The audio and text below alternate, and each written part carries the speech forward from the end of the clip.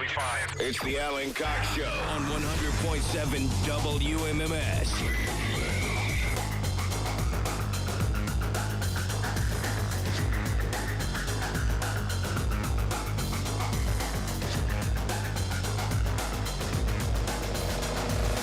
Hey,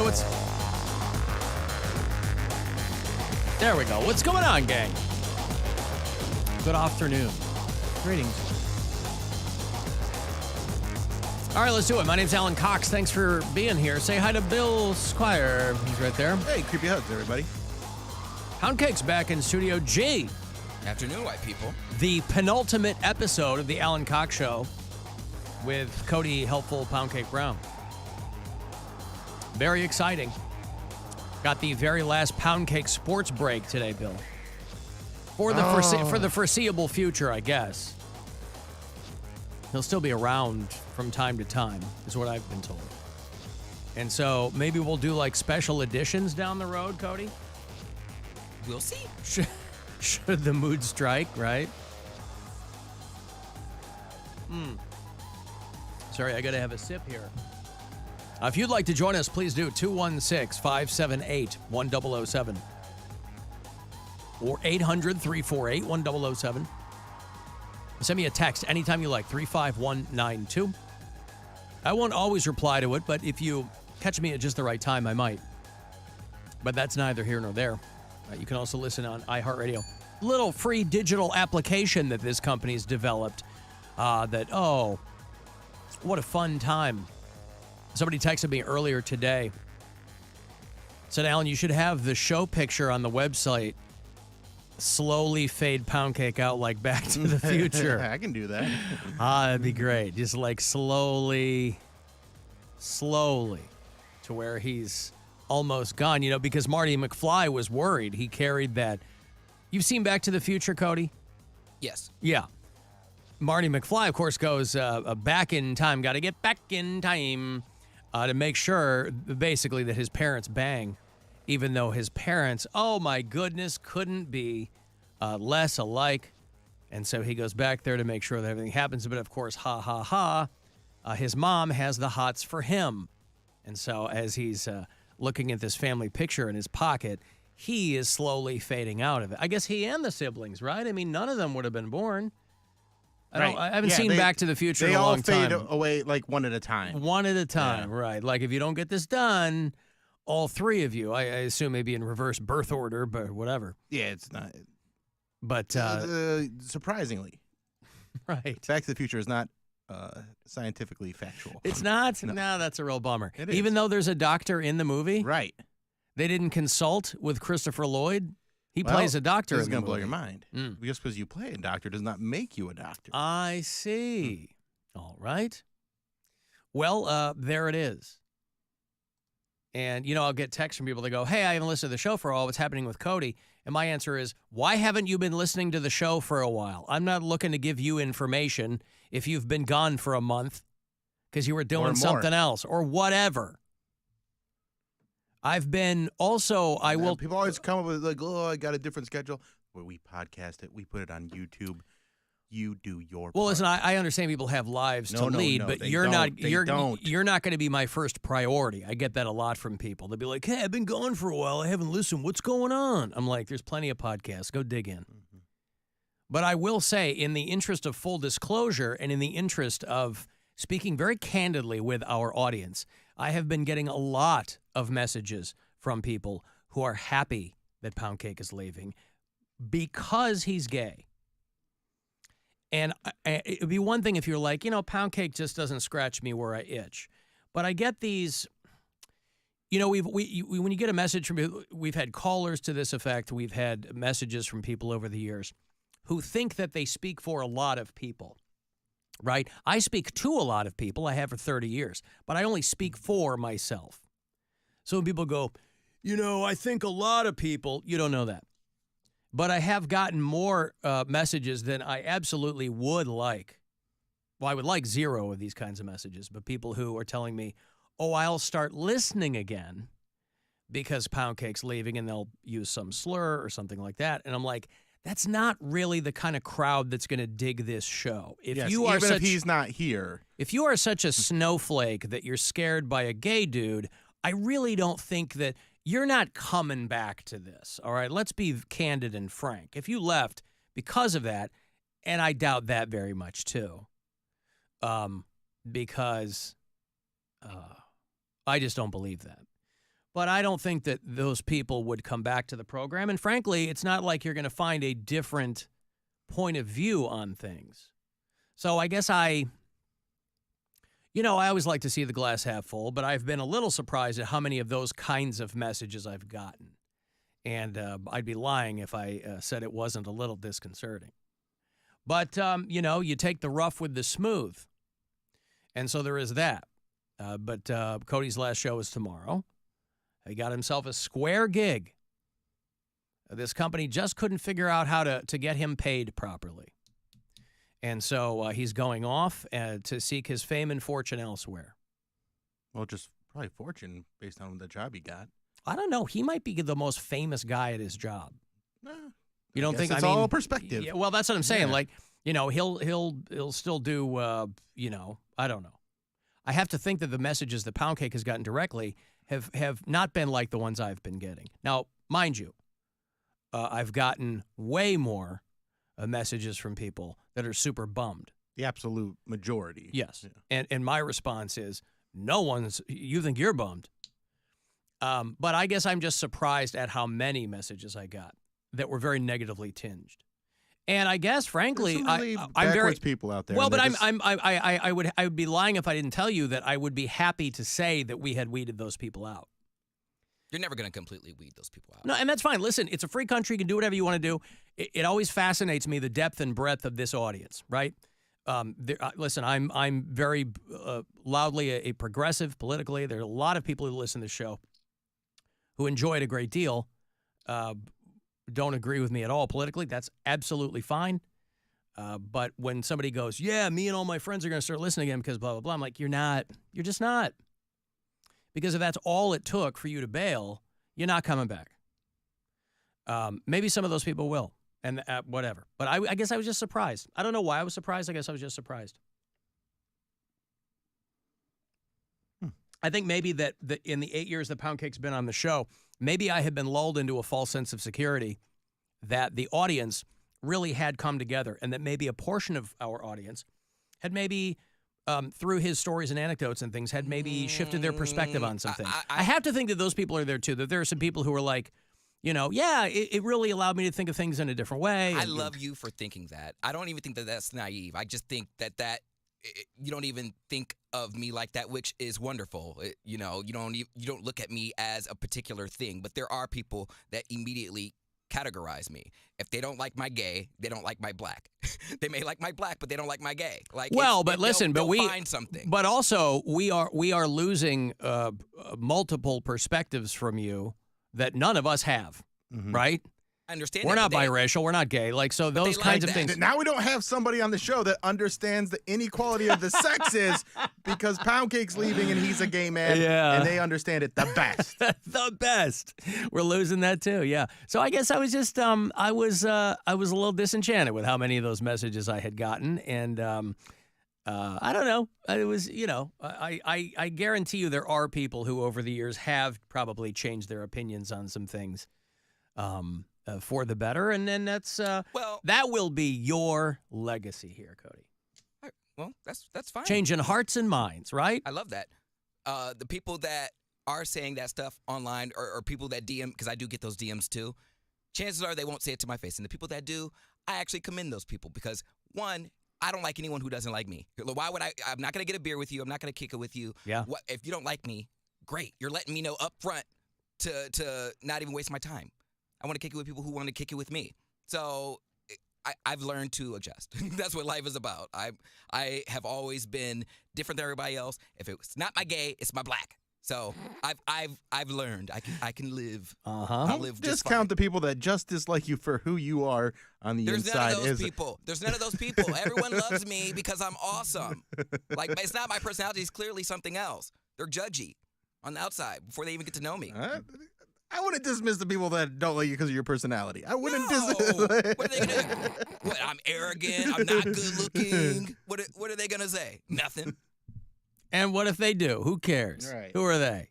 Never let a stranger ruin your day. No one who meets me is gonna hate me for my character. Come on. See, here's a great text. Here's a great text. Alan, I'm racist and homophobic, but I still thought Poundcake was funny. There you go, right? Bringing people together. The power of laughter. I've got to take a break here. If you want to send a text, 35192. AlanCoxShow.com is where the pictures fly through the air, and we'll be back. It's the Alan Cox Show. Everywhere on our free iHeartRadio app or whatever smart device you have. Just tell me to play the Alan Cox Show on iHeartRadio.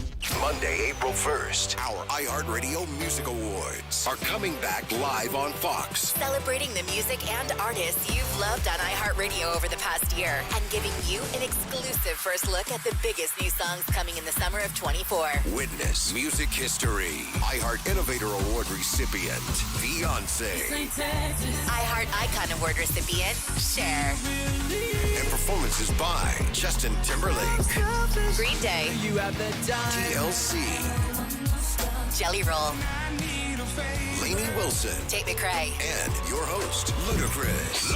Our 2024 iHeartRadio Music Awards, Monday, April 1st. Watch on Fox starting at 8 p.m. and listen on the free iHeartRadio app. Oh, Tesla of Travel Last is a proud partner of the iHeartRadio Music Awards, a celebration of artists and the fans who got them there. The fans who make the music truly come alive through their energy and positive vibes. To the fans that make live music possible, we salute you. Hey, it's Rover. College hoops fans, it's tournament time. The thrill and excitement of March is here, and you can get in on the action with DraftKings Sportsbook, one of America's top-rated sportsbook apps. New customers bet on any college basketball national tournament game and turn $5 into $150 instantly in bonus bets. That's right. To celebrate college basketball's most frenzied time of the year, DraftKings is giving new customers a shot to rack up some bonus bets. Download the DraftKings Sportsbook app and use code BUZZARD. New customers can bet $5 to get $150 instantly in bonus bets. Only with DraftKings Sportsbook with code BUZZARD. The crown is yours. 21 plus. Gambling problem?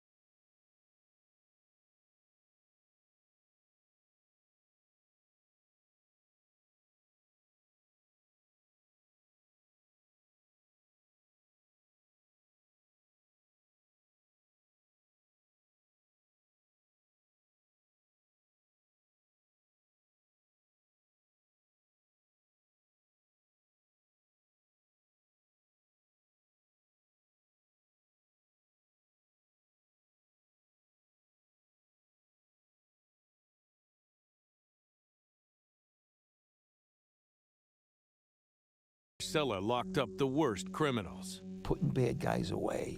There's no feeling like it. Then jailhouse lawyers took aim, led by Derek Hamilton.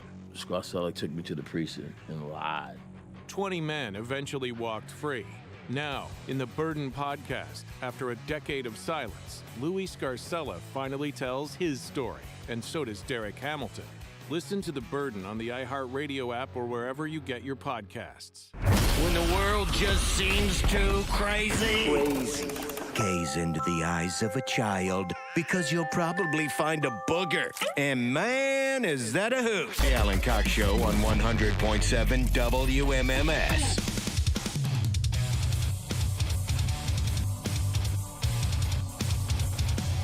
(216-578-1007) to join us live, or 800-348-1007. 35192. Send me a text. AlanCoxShow.com for everything else. Live streams there. Who's helping out today? Hosty McCosterson? I thought it was or Hosty McCosterson? Hosty McCosterson. Oh, my apologies. That's a coincidence because I'm hosting the Cleveland Comedy Awards tonight, so that's wild. It's not Hosty McCosterson. I believe it's Hosty McCosterson. What time are the Cleveland Comedy Awards? 7:30 p.m. Oh. I got my suit. Where are they? Hilarities. Oh. Yeah. And this is the return of Bill Squire in the suit? Yes. Okay. Yeah, so I got the suit hanging up in my car. Do you have it dry cleaned? It's fresh from the, what do they call it? The tailor. Store? The tailor. The tailor. tailor. The tailor. Yeah, Fresh so from I think they do that. All right. You had to have it taken in? You had to have the hems lengthened? I just had a couple little spots taken in. Did you get a nice break in the pants? Oh, yeah. Got the pants. All right. I got the pants on right now. Oh, you do? Yeah. Your suit pants. Yeah. Now, are you wearing the Jordans with the suit? Of course. Okay, yes. that's part of the ensemble. That's part of me, yeah. You're not going to be up there in loafers. No. Or Chelsea boots or anything like that. No, not Chelsea boots. That would be a wild look for me. All right. You see a lot of people with suits and boots. Mm-hmm. It's absolutely a Texas thing, but I've seen a handful of people up here doing that. Some people pull it off. Most people do not. Cavaliers play tonight.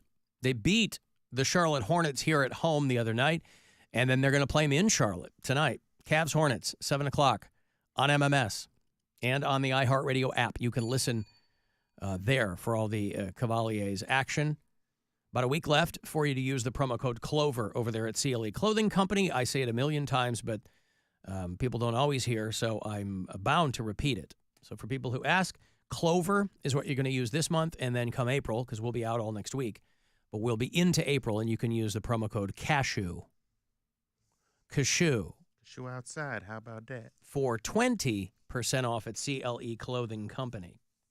I was driving my daughter to work today, and it was like a scene out of Dr. Dolittle. There's always deer out near where we live, so we're constantly either... We have a ton, too, where I'm at. Slowing down to let deer cross the road, and that's no big deal. You know, you slow down, and all you have to do is kind of wait to make sure that there isn't another one trying to catch up, bringing up the rear, and so you let them. And then I go a few more minutes down the road. We're almost to my daughter's school, and a giant, fat beaver, a big, obese beaver in the road. And I was flummoxed. I didn't know how it got there. I don't really know. It wasn't hit, was it, or was it? No, it was slowly moving. I mean, if it had been hit, then it was trying to crawl itself to the curb. But I don't know that I've ever seen a beaver away from a body of water, away from, we're only a few blocks from the lake, but it didn't crawl out of the lake. I know nothing of beavers. And so I was in awe of this. And so I stopped and I went around it. I had no time or inclination to try to figure out what to do but it was just, there were so many things going through my head at once. We've all seen, maybe, if not in real life, seen a photo or a nature show with a beaver. And they're not slender animals, but they're usually not big, fat animals. This thing was beavers are kind of chunky. Are they? Yeah. They have a lot of, they have real thick fur, and then they also are kind of blubbery so that they stay warm in the cold waters. Yeah, beavers are... You know more about them than I do, clearly. We ran into a lot of beavers in Medina. A lot of beaver encounters. Well, again, I don't know if they are... a lot of beaver encounters and indigenous whistle pigs. Those are... What's the difference between the two? That's a groundhog. A whistle pig. Yes. Okay. Groundhog is not a beaver. Okay. They had the big tail and everything? Yeah, the whole thing. That's great.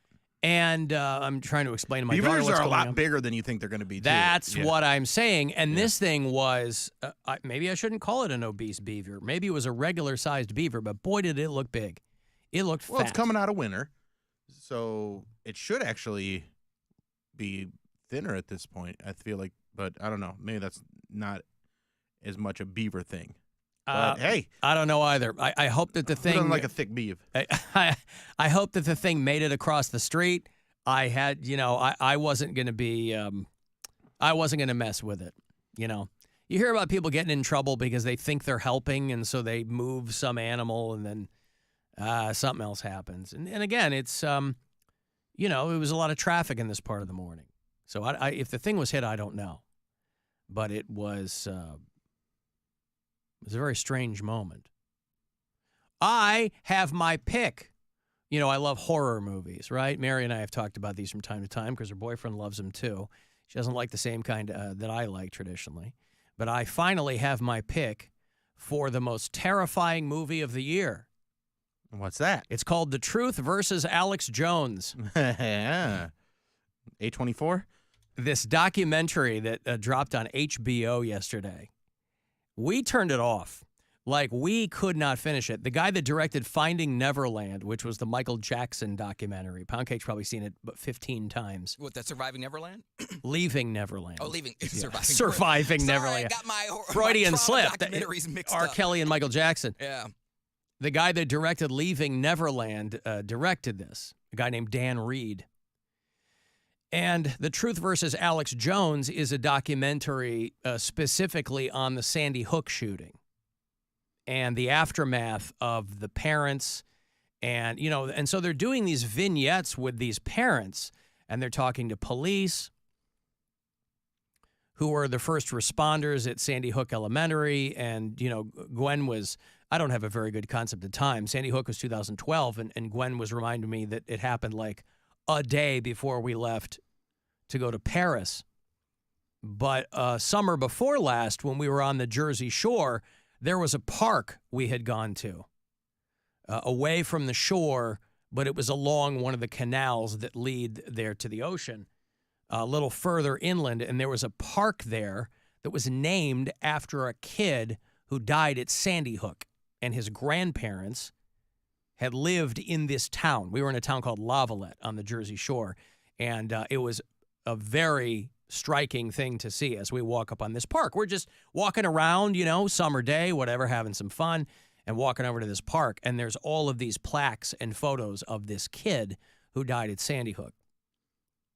So this HBO documentary, The Truth versus Alex Jones, because obviously those two things are diametrically opposed, is about the Sandy Hook thing. And it's just, heartbreaking doesn't begin to describe this documentary. It is just unbelievable to watch this whole thing go down. It's infuriating to watch it. And listen, everybody pokes fun at Alex Jones because at his core, he's a con man and a fraud and a grifter and the whole bit. But the fact that he's made so much money on it.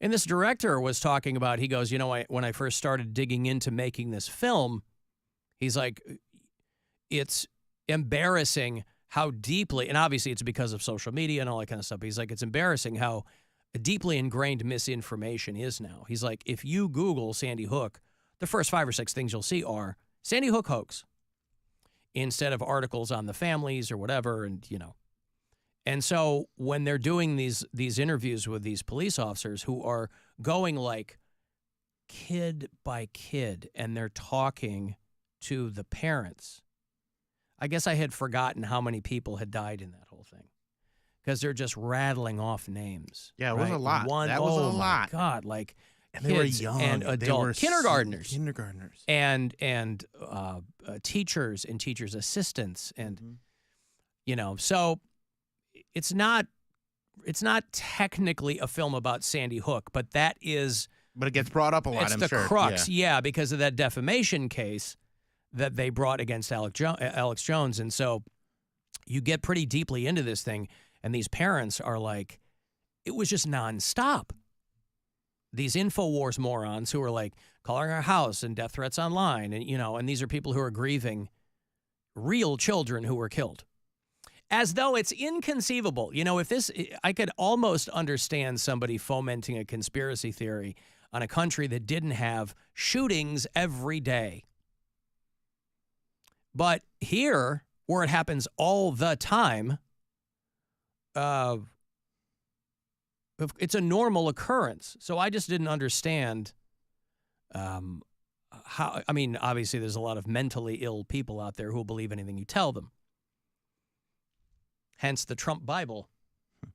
But, this Alex Jones case where, he has since declared bankruptcy because they awarded these families hundreds of millions of dollars.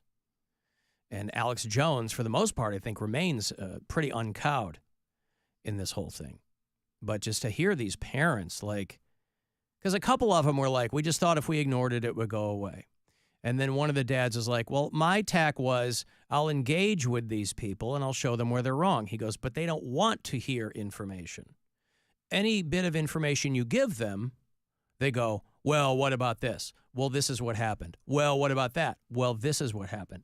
And they talk to people who used to work for InfoWars. And they were like, oh, it became clear very quickly that Alex Jones was just there to sell, fake supplements or whatever. After the Fukushima meltdown, remember in Japan when the nuclear plant melted down? And they were talking about how all of this radioactive water was going to hit America at some point. And they were showing some segment when Alex Jones had sent his reporters out to take radiation levels on the American coast. And they weren't showing anything. They weren't showing any change. And so the people that were working in his video department were explaining that he got very, very angry at that and told them to take the videos down because he was trying to sell iodine supplements to people that would help them when all that radioactive Japanese water was going to wash up on American shores. And so I imagine that we will finish this documentary, but I swear to God, 45 minutes in, I was like, I feel like I got to take a shower or something. We have an 8-year-old. My 2 older kids have lived through a school shooting. So it was just like to see this dude whose whole, and again, everybody knows what he's about, but to kind of see it laid out in this documentary is, it's pretty bonkers. But it's called The Truth versus Alex Jones, and it's terrifying to watch. I'm sure I'll finish it at some point. Messages always coming in. People who listen on the app, the iHeartRadio app, they can contact us however they like. I love how Poundcake just quit right in your effing face. Just, obviously he doesn't respect you in any way. Nobody really does, I don't think. And he just quits. What is he talking about? Yeah, I don't understand. Wait, hold on. Bill, I want to do this off the air. Can you? Yeah. Okay. Hey, Poundcake. Hello? Hey, Poundcake. Yeah. It's Alan. Yeah? What is that guy talking about? Oh, F you. That's what he was saying. Wait, what? Do you know the guy? No, I don't, but he's right. F you. Well, why? We talked about this. We ain't talk about nothing. I'm trying to get my money, homie. What you talk about? I thought we talked about it. Nah, white man. I told you when I started. If this ain't the Poundcake Show by the end of it, then I don't want to be it. I thought you meant by the end, like when I died. No, I meant I'm pushing you out, sucker. Because when I brought you on, I told you I was going to be dead in 18 months. I thought that was the part we talked about it. What is it? Did you talk to this guy about that? No, I didn't. But I'm not mad that he knows. Oh, well, could you just could you write a letter or something that says that you respect me or something? No, me respect you. Why would I respect you? Could I write it and you sign it? I'll make a lot of mistakes, so it looks like you wrote it. Hey! All right, see, and this is exactly why. I don't know who that dude is. I can't hear you over the coughing. It was laughing that turned into coughing because it was that funny. We're playing music, yeah? We're still off the air? Yep. Okay, good, thanks. Yep. If you can turn your phone up, by the way. I can't. And this is why I need to make the big bucks. I can do that. I mean, if you don't respect my technology, I fully understand that. I can't. All right, well, could you just, if you talk to that guy, could you just tell him, I could just, like, pretend for a while or something? No. Oh, okay. All right, I'll talk to you later. Bye. All right. Are we done with, is the song over? What did you play? I played, I had to talk to him off the air. Yeah, What'd you play? Would you say I played, Flo Rida? No, not Flo Rida. Oh. I played Flagpole Sitta. Flagpole Sitta. Yeah. Can you believe that song still gets played? I love that song. I bet Harvey Danger is like, wow, this song still gets played on the radio. Who can believe it? These guys they were one of the Seattle bands. Yep. And they had one hit. And it's still, a lot of bands say one hit still don't get played, right? Harvey Danger. I listened to some of their other stuff too, and I'm surprised they were a one-hit wonder because their other stuff's good. I have never heard another single Harvey Danger song. Maybe I should dig in. Yeah, I like it. All right. Where Have All the Merry Makers Gone? I think that was the album that this was on. Yeah. So it blew up for them. 1997. Wow. This would be a good karaoke song that everybody sings along with.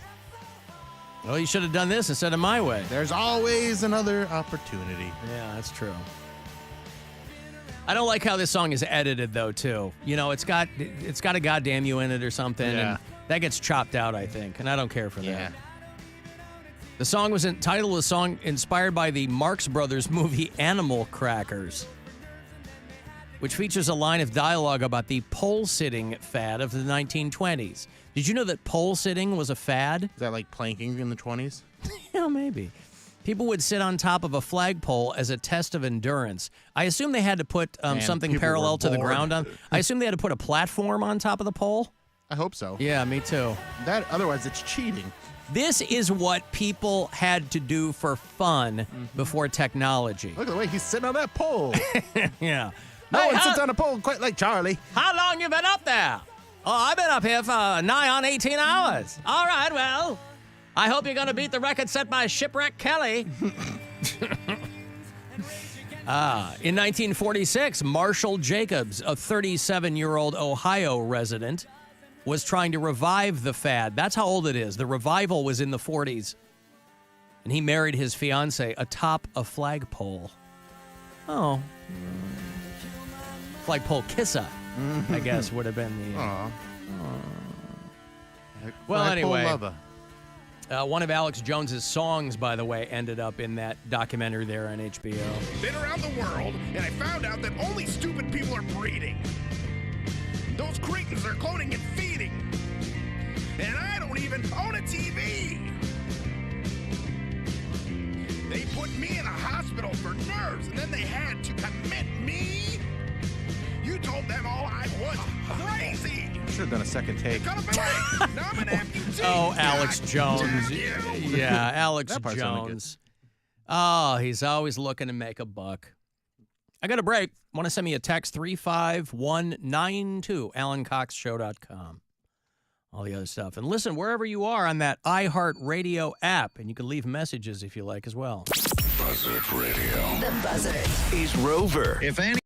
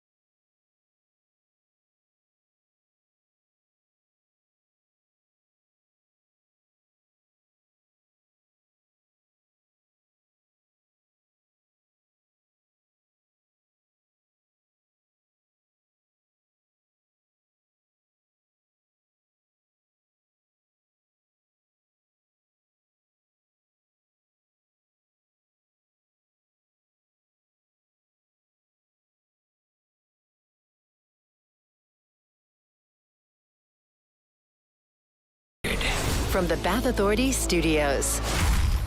100.7 WMMS, Cleveland. Call the Alan Cox Show. The Buzzard. The Buzzard. Alan Cox Show on The Buzzard. 216-578-1007 or 1-800-348-1007.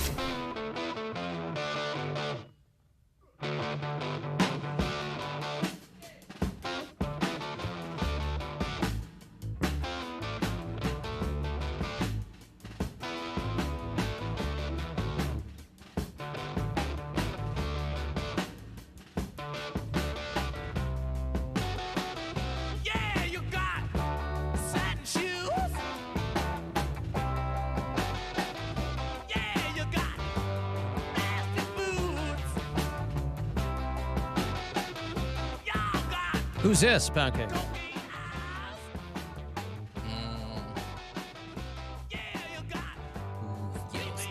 It's Mick Jagger. Okay. It's Mick Jagger. Well, what's his band? Oh, Rolling Stones. Try to think Kesha. Try to think Kesha. Great song.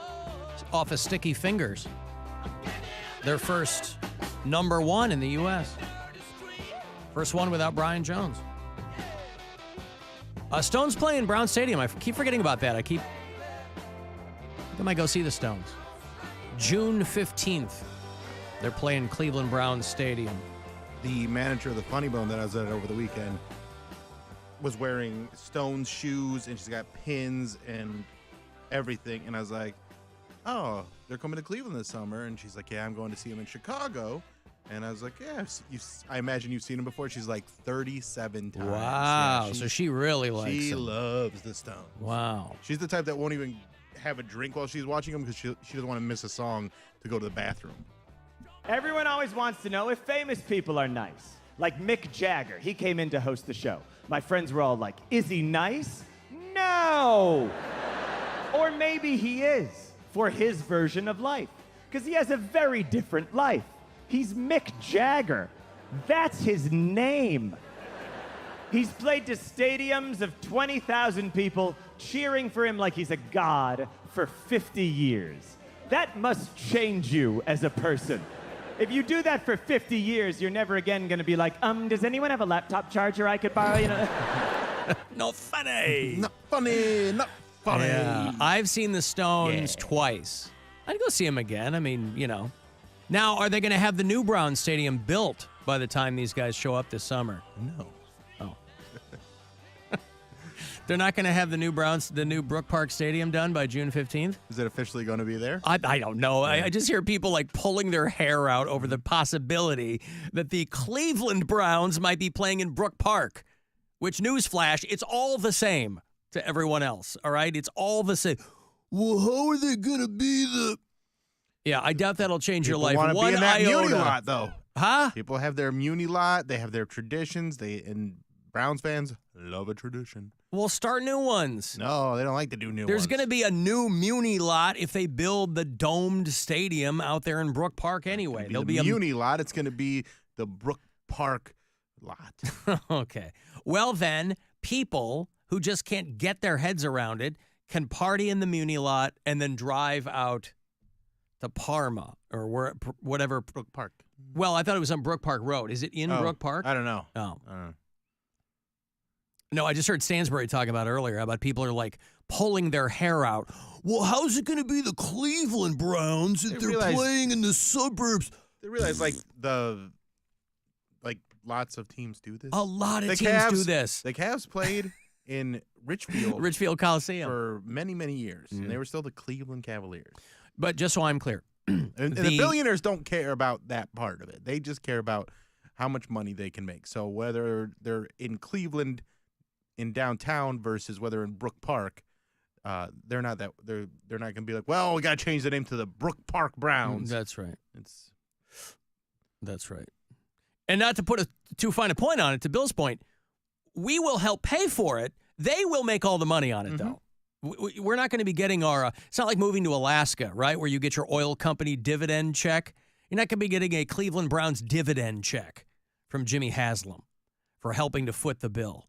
Now, in the interest of having a venue that you can use all year round. I think that's awesome. I agree. A dome? I mean, come on. We used to go watch the Lions at the Pontiac Silver Dome. It was a lot of fun. But yeah, if they build it, there'll be a new Muni lot. It'll be fine. You can do all the same stupid, drunken nonsense you do outside in a brand new parking lot. You won't be drunkenly tripping into potholes or anything like that, right? It'll be a brand new, you'll have a new area to ruin. Well, the potholes, they use those as like little hot tubs now. Like they sit in them, they drink their beer, and then they hop out and they're all pruny. So I can see why they don't want to lose that. You acting like there's not potholes in Brook Park. Come on. They can make some. Yeah, you can make your own. I think it's exciting. Now, I can't imagine the people who live out that way would be too happy with having to deal with that kind of construction. But maybe it would be fantastic for if you have a bar near where that would potentially be going. Well, that's really I imagine there's a lot of people that want it to stay downtown because of all the revenue it brings to downtown during the games. That's right. But as with any winner, there is always a loser. I didn't mean to go to Woody's call on that note, but what's going on, Woody? Man. Alan. Woody, who, by the way, stood me up, Bill. Remember I was talking to Woody? I was like, hey, I'm going to be finally back in Willoughby. Hey, let's hang out. No Woody at all. This guy, I don't know if he was passed out on a piece of driftwood or what. I haven't seen Woody in a while, and so the week prior to me having my appearance in Willoughby, I was at Garage Bar for this Bud Light thing we're doing, and all excited. I hadn't seen Woody in a minute. Oh, yeah, talking a big game. Nothing from this guy. He doesn't even show up. I didn't even realize it. It was so fun with the other people who showed up. I didn't even realize it until, like, later on. I was like, Woody didn't show up. Yeah, brother, believe me, I was so bummed that I missed it, but I got my second dose of COVID at that time. Uh-huh. Well, that'll do it. I don't want you coming out with COVID. I was down and out for a minute. It wasn't as bad as the first time, not near as bad, but, me and my girl both, went to the public library, got some tests, because I thought I just had a cold or a flu, and sure as, you know what, I tested positive for COVID again. They have COVID tests at the public library? You are correct. Well, do you have to check them out? Well, they got to check it out, yeah. You return it. Do they stamp it with the little rubber stamp with the date on it? I know that's card in it. Yeah, I know that stuff's all online now. You can put DVDs on, reserve them from the library online and books, and you can. What a better time. There's never been a better time, by the way, to avail yourself of a public library, because it's so much easier now. Back in the day, you had to go back in if you wanted to renew a book. Now you do it online. It's great. Yeah. You put if there's a book a lot of people want, or a movie, there's still people watching DVDs, not a lot of money.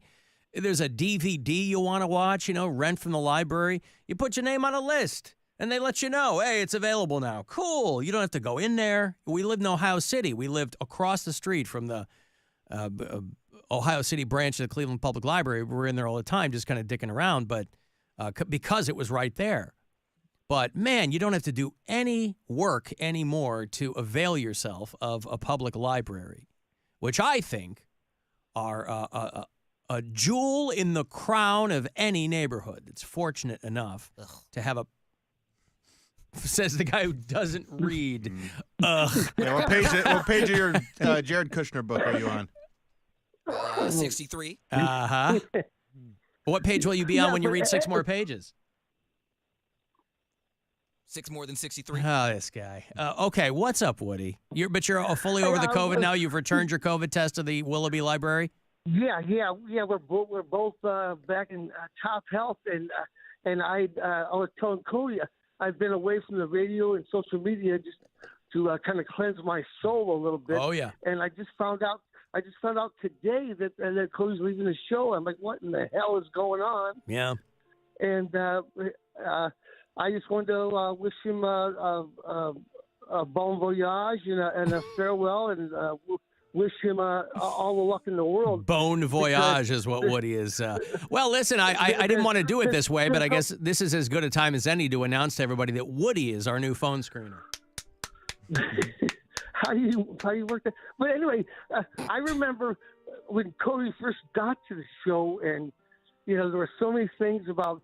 So many things talking to him about like shooting coyotes on a frozen lake, and his opinions on so many different things. Yes, of course. It's to have around. Yes, he's a man of many talents and many conflicting opinions, even within himself. Yeah. You could never pin him down. He was my, in the many years of this program, he was my favorite person to shoot. I missed that. Yes.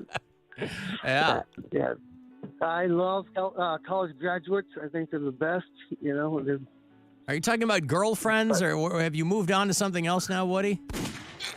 No, I just want to wish him all the best, and I apologize for missing you at the show. But It's I was okay. down and out. You could have done me the courtesy of dying from COVID. Well, courtesy. Oh, boy. All right. Thank you, Woody. I appreciate the call. There's Woody out in Willoughby calling to wish Poundcake a bon voyage, as it were. Well, I guess that's as good of an explanation as any. I thought maybe Woody just passed out after a long week of roofing. Damn, you told him to die. I didn't tell him to die. Well, you could have done the courtesy of me. That's what like old people that have been married a long time. You could have just died so I could have your insurance. Damn, you've been around here for 50 years. Don't cook nothing. Don't clean. I know. Done the courtesy. Done me a courtesy of dying. Damn. Well, he didn't. He's still alive and well, and April the 9th, he'll be starting as our brand new phone screener. He confided to me that he, too, is black and gay, and it's funny how many people have asked me if I'm going to get somebody to replace Poundcake checking Poundcake's boxes. Mm-hmm. Like, you could never hire someone based on requiring them to. Let's see, imagine putting a job, blind box job in the trades. Must be black, or gay, at least half black, or at least open to being gay. Open to being black. Yeah, open to being black. And no, nothing like that. I would also like to put out there that I am not hiring anybody. What do you mean? So I've been getting a lot of people asking me if I can give them a leg up on the job. I don't have any decisions in that. These are civilians? Yeah, these are people that listen to the show. They're like, hey, I'm interested in this job. We're not. It hasn't been posted yet. I'm like, this is. People have been hitting me up. They're like, none of this is anything to do with me. They're like, Poundcake, I'm so sorry to hear you go. And then I still see like the little boxes as they're typing, like they're typing something. They're like, so would you be mad if I applied to the position? I'm like, so which are you more concerned with? Are you sad to see me go, or are you sad, or like you want to take the position? Everybody's an opportunity. They're sad for 5 minutes, and then. If you were so concerned, you could have waited until I left, and they're like, "Hey, I'm applying." Like, no, I really don't care. But yeah. I just think that's funny because they wanted to make sure they gave me their, condolences first, and then they're like, "But can I apply to the position?" That's That's an important thing to remember is how short people's attention spans are too. How quickly they forget. There was a girl, some influencer in Australia, who was talking about what would happen at your job if you died, and that basically the company would be like, oh, that sucks. Now, who's going to take her place? We need somebody to handle these accounts and handle all of our business that we still have to attend to. Oh my God, Hannah died? Oh, that is so sad. I'm so sorry. Team meeting. Okay, everyone. Unfortunately, Hannah has passed away. It's a very sad time. We need to make a plan of action. Who's going to cover her work? 2 weeks later. Everybody, this is Katie. She's going to be doing Hannah's role from now on. So if you need anything, please refer to her. She's going to be doing all the same jobs. 6 months later. Oh, sorry to interrupt everybody, but I have this letter addressed to Hannah here. Hannah. Oh, she was the girl that did the role before you. Do not spend your life in a job you hate for the sake of pleasing other people. It do be like that. Like, of course it is. Like, if you get into a car accident on the way to work, they have your job posted by 5 p.m. The one nice thing about being a performer that dies, though, is like all my content will get a nice bump for a week or two. There you go. Except you won't be able to enjoy it. Yeah. What good does that do you? But my estate will. Your estate. Yeah. The estate of Bill Squire. Who's your executor? My kids. Oh, okay. Yeah. Well, there you go. No, it's funny. Back in the day in this job, you'd have these guys on the air. You know, if you were lucky enough to be a big deal in your market, and they would march into management's office and be like, you know, giving them what for and screaming and yelling. If I leave here, you're going to have picketers outside and blah, blah, blah. I'm like, bro. Never. Are you high? The I know everyone would like to think that, but please. People would be bummed out for a week if I left, and they'd be like, right. Yeah, well, anyway, okay, so. That's why people say hate the show. They don't even know why. A lot of people don't know why they say it, but hate the show came from the first week where everybody hated you. Yes. Because you weren't the old guy. I wasn't Maxwell. And then it became a hallmark for the show. Yeah, they were like, you suck, I hate. I'm like, that's fine. This is not my first rodeo. But, yeah. And it's not a civilian position, by the way, to be filled. I need people who have some acumen in this industry. We don't have a deep bench here, so I don't know who it's going to be. And by the way, whoever it is might just be screening my phones. You might never hear them. You know, people don't automatically get a microphone because they're in one of these rooms. Correct. I know it certainly seems that way around here. Anybody with a mouth is behind a microphone, but I might just have somebody screening the phones. We'll see. I don't know. Poundcake's not even gone yet. He has to already plotting my. Get him out quicker. I have to plan, but I'm not talking about you. I'm just saying that you're like, come on, Poundcake, hurry up and leave. my chair's not even cold yet. It's still got my booty sweat on it, and they're like, all right. People don't know what they got till it's gone. That's right. You're gonna actually have to pay to replace that chair then. Oh, it's got all that booty sweat on it. People can sniff it. Are you gonna sniff your own chair before you leave? No, because I know what it smells like. You do? Of course, I know what my own chair smells like. Well, how would you know that? I don't know what my chair smells like. I know if it smells like, I know my own scent. Like when I sit down somewhere, or when I lay down, I know, I was just laying here. I know my natural aroma, my cologne or whatever. Listen, I know what I smell like, but I don't think, I wouldn't equate that to my butt sweat. But what I you didn't say my butt sweat. I'm just saying I don't know, when you sit somewhere, you kind of like, it gets sunken in after a while. Right, but what I'm saying is it's one thing to know what you smell like, but mixed with a chair that other people are sitting in. Well, I think I sit in it the longest. Or the sweatiest. The booty is where the doo-doo is, boy. I don't know, how long Scooter sits in here.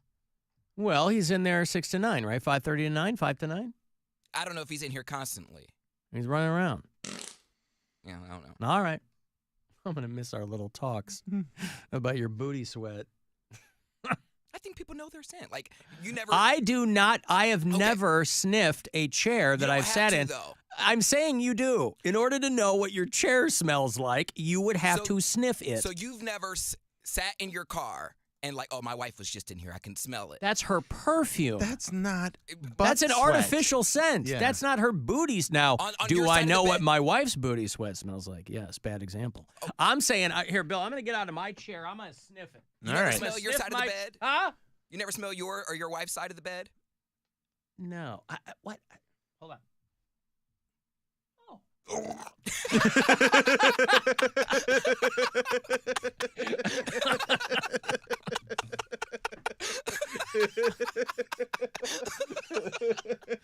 What was that noise?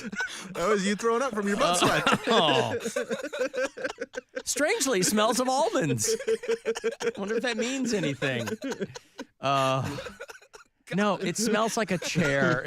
That literally sounded like you were just about I to know, rock. yeah. That was the idea. And I don't have a fresh gag. I don't have booty sweat either, so. Well, I do. Yeah. I go from answering a call to doing this, doing that. I'm leaning And that over. makes you sweat. You It know makes what me though? water. You know what it is? Well, when I went in to talk to you like to last break, your room is hot, bro. AF, and I can't control it. Man, no wonder you're sweating. I don't know. Does Bob control this room? Go ask him. He's right next door to you. I don't know. I don't know if he still is. Bob, as a favor on my last day, I was wondering if we could turn down the AC just a little bit. Make me sweat, make me harder.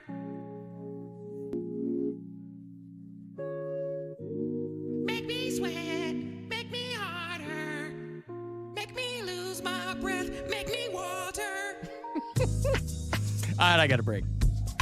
I'm going to have those Day to Remember tickets. You dig those guys? They are on their least anticipated album tour, and it'll bring them here to perform for you. So I'll hand those off coming back. 35192 on a text for anything else. It's the Alan Cox Show. On our free iHeartRadio app and your favorite smart device. Just tell it to play the Alan Cox Show. On iHeartRadio. Monday, April 1st, our iHeartRadio Music Awards are coming back live on Fox. Celebrating the music and artists you've loved on iHeartRadio over the past year and giving you an exclusive first look at the biggest new songs coming in the summer of 24. Witness music history. iHeart Innovator Award recipient, Beyonce. iHeart Icon Award recipient, Cher. And performances by Justin Timberlake. Green Day. You have the TLC. Jelly Roll. Lainey Wilson. Tate McRae. And your host, Ludacris. Our 2024 iHeartRadio Music Awards, Monday, April 1st. Watch on Fox starting at 8 p.m. and listen on the free iHeartRadio app. Tesla of Travel Last is a proud partner of the iHeartRadio Music Awards, a celebration of artists and the fans who got them there. The fans who make the music truly come alive through their energy and positive vibes. To the fans that make live music possible, we salute you. From the Universal Windows Direct Weather Center, WMMS Weather. Lingering clouds leading to peaks of afternoon sunshine for your Wednesday. Highs steady in the 40s. Mostly cloudy tonight with overnight lows in the 30s. For your Thursday, partly to mostly sunny with highs around 50. This report is sponsored by Levin Furniture and Mattress. Tempur-Pedic and Casper mattresses are never 50% off. Until now. During our greatest store-wide March mattress event at Levin, every Casper and Tempur-Pedic display model mattress is 50% off at Levin Furniture and Mattress. Hey guys, Stansbury here with the weather warming up a little bit more each and every day, and the weekend not all that far off. Time to start thinking about spending some time out on the lake, pulling some fish into the boat. Great way to relax. Rod in one hand, Busch Light in the other. And this feels like a perfect opportunity to remind you about the Busch Light limited edition tackle box pack. Those packs will feature 4 different fish types on those cans: crappie, catfish, bass, mahi too. Those Busch Light tackle box packs are available from Busch Light throughout March and April, and you can pick up Busch Light fishing cans at a retailer near you. So no matter where your favorite fishing spot is, whether it be Ladue, Lake Erie, or maybe Atwood Lake, those Busch Light tackle box packs are perfect for your fishing weekend. So relax this weekend, as I suggested, with a rod in one hand and a Busch Light in the other. Grab your Busch Light tackle box pack at your local retailer, featuring 4 different fish types on those cans: crappie, catfish, bass, and mahi. Available from Busch Light throughout March and April. Please enjoy.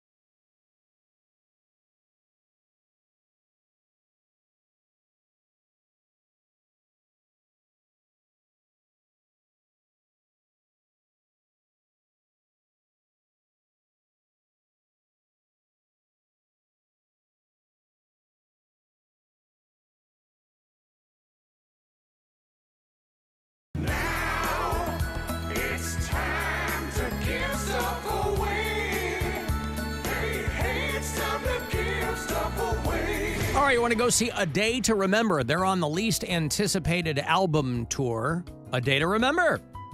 Where are they from? Gainesville, Florida, around there? Very fertile area for bands, that kind of northern central Florida. They're bringing The Story So Far with them, 4 Year Strong and Military Gun. It's a good lineup. A Day to Remember in your headlining spot. The show is Friday, June 14th at Jacobs Pavilion. So if you want to go, be caller 10, AXS.com for all the details if you strike out here. Caller 10-216-578-1007 to win, or 800-348-1007. You may not like what he has to say, Let's hear what the idiot has to say.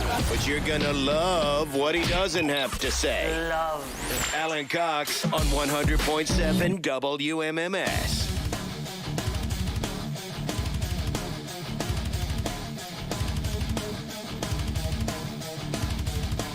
Yeah, we're out Friday, so I'm putting the finishing touches on 2 hours to midnight as we speak. That is our Saturday night metal show. Me and Corey Roddick, Pat Butler, playing some Lamb of God on Saturday night, as a matter of fact. Play a lot of new stuff, play local metal. A band called The Behest of Serpents. I think they're doing one of the festivals this summer. Doing Sonic Temple or Incarceration, one of those. Those guys are good. And, yeah, your requests, the whole bit. So if you're a metal fan and you haven't yet joined us, we just hit our 1-year anniversary of 2 hours to midnight. You should check it out. It is Saturday night, 10 to midnight, as the name implies. It is nothing but metal, all different kinds. So join us for that. Cavalier's Beat. Oh, before you go on from 2 hours to midnight, how do people send you their band or we have an email. Yeah, there you go. Yeah, it's 2htm@wmms.com. We also have a Facebook page, so you could probably just send a message there if you wanted. But that would be the best way to do it. Whether it's just a request, people are all the time like, hey, this is old, but can you play this? I love the old stuff, all of it. Brand new, we'll go back to late 70s British metal, 80s thrash, all of it. So I'm always interested to see what people dig up and throw at us, but that is the way to do it. Cavs had a pretty sizable win over the Hornets here at home the other night. Hornets are hoping to even that out tonight in Charlotte. Cavs will be there. 7 o'clock tonight is the tip-off. Where do the Hornets play? Hornets play in the Spectrum Center. It's in uptown Charlotte. Owned by the city of Charlotte, operated by the Hornets. So there you go. Live tonight, NBA basketball, Cavs, Hornets in Charlotte on the Buzzard. I almost pooped my pants because I saw Mary's story because she's in Vegas, and she said in her story, only in Vegas can you be 5 years sober and look hungover, and I thought it said 5 hours sober. And I was like, "What?" Oh, I don't know if she would post that. Yeah, right? I know, She'd but play her cards a little I'm like, closer to the vest. Why would you? But if she wasn't sober anymore, she would post it. Yeah, she's reckless like that when she drinks. But yeah, 5 years sober. I had a little mini heart attack. She's the one who looks hungover because Yeah. what is she doing? Just driving hard there in Vegas? I mean, they're out of the pool and doing, I don't know, Vegas-y stuff. Wow. They were at the club last night, I think, clubbing around the old club.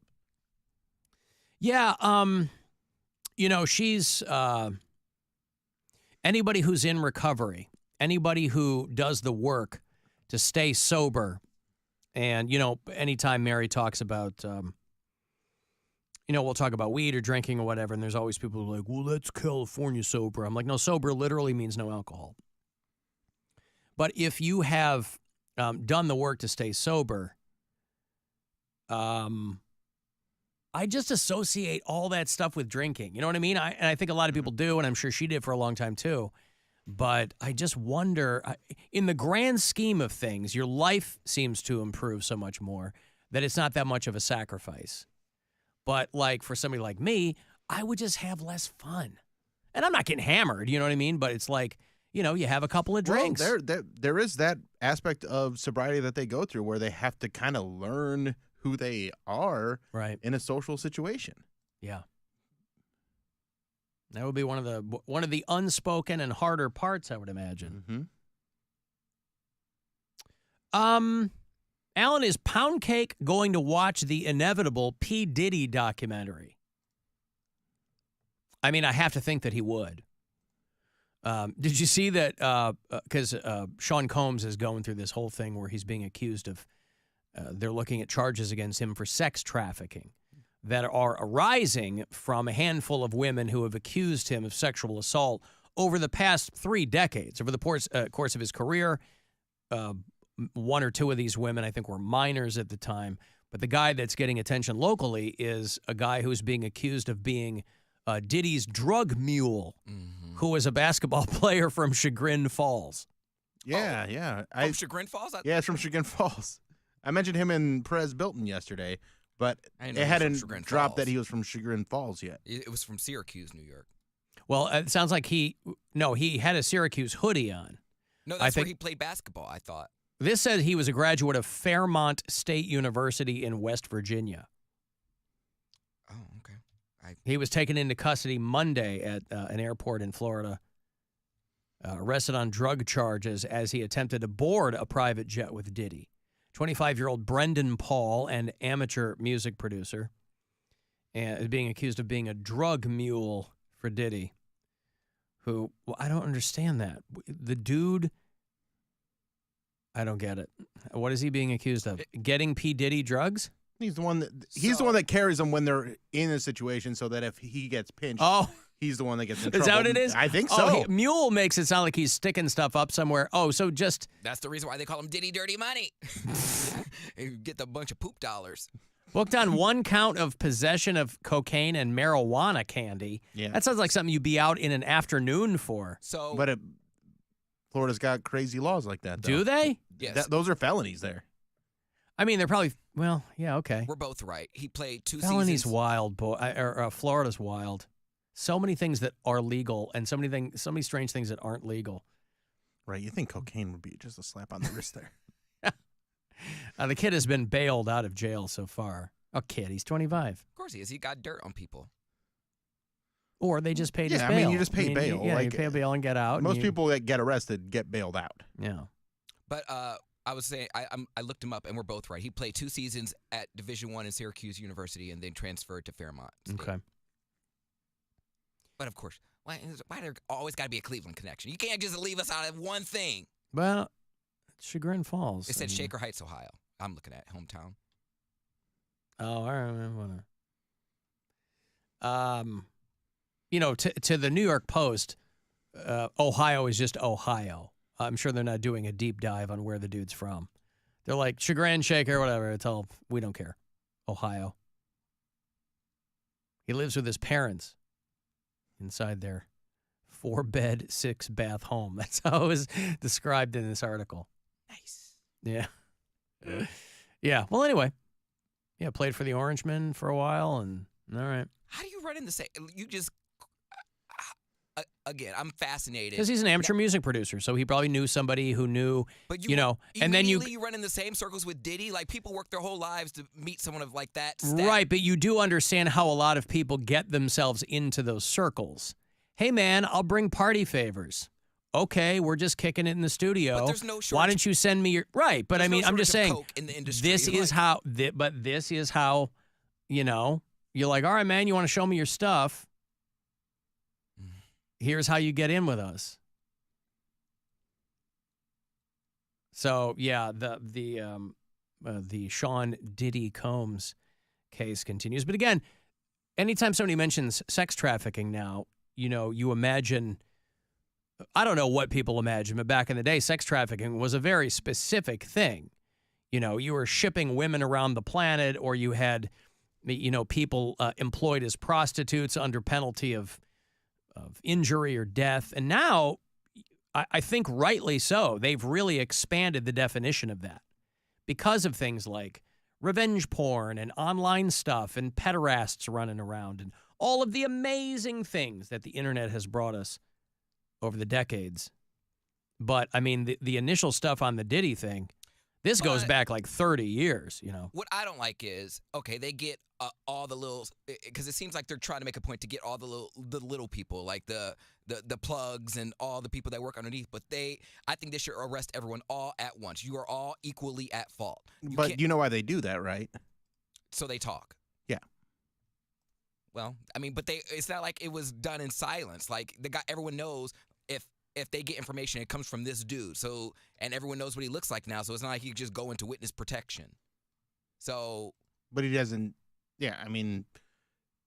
But it all depends on if he does actually become a witness for the state. It seems like they already have enough tips because you don't raid someone's home with the SWAT team, helicopters, and everything if you don't have like dirt on someone.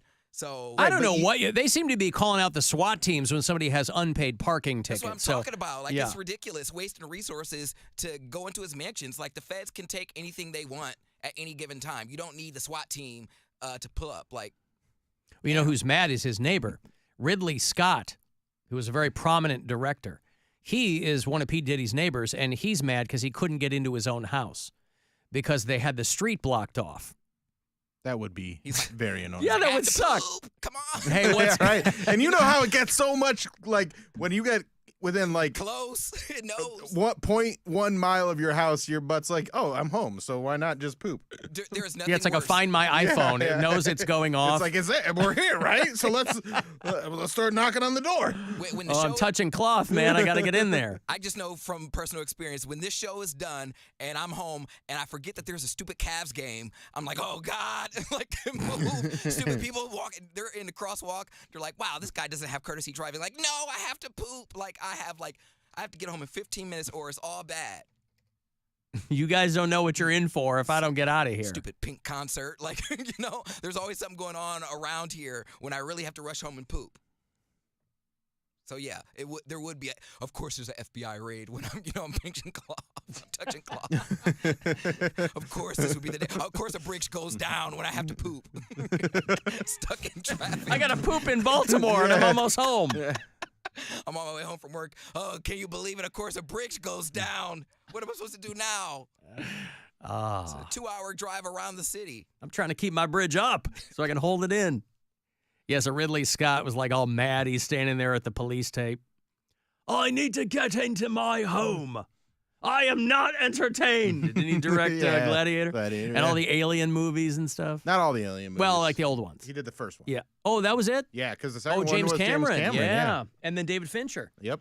But he produces all of them still. They dropped if you're a fan of the Alien franchise, of course I am, they dropped the trailer for Alien Romulus, which is set in between the first 2 Alien movies. So it's going back a ways.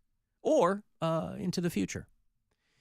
And he's a producer on that. But they got this guy, Fede Alvarez, to direct this one. So people are really excited because that guy has done some amazing things with like the horror and sci-fi genre. He did that Evil Dead reboot that everybody loves so much. And the first one. Yeah, so people are excited to see what he's going to do with this Alien.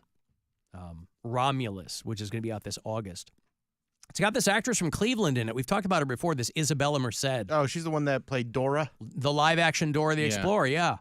And she was in a Transformers movie, I think? Yeah. Yep. She's Hawk Girl in that Superman reboot that I think they're shooting some of here. Yeah, I think so. She was just in Madam Web, but you'd be forgiven for not having seen her. You know, when I was doing my rant on Ghostbusters Frozen Empire, one of the reviews I saw was, Ghostbusters is the worst movie of the year, and I saw Madam Web.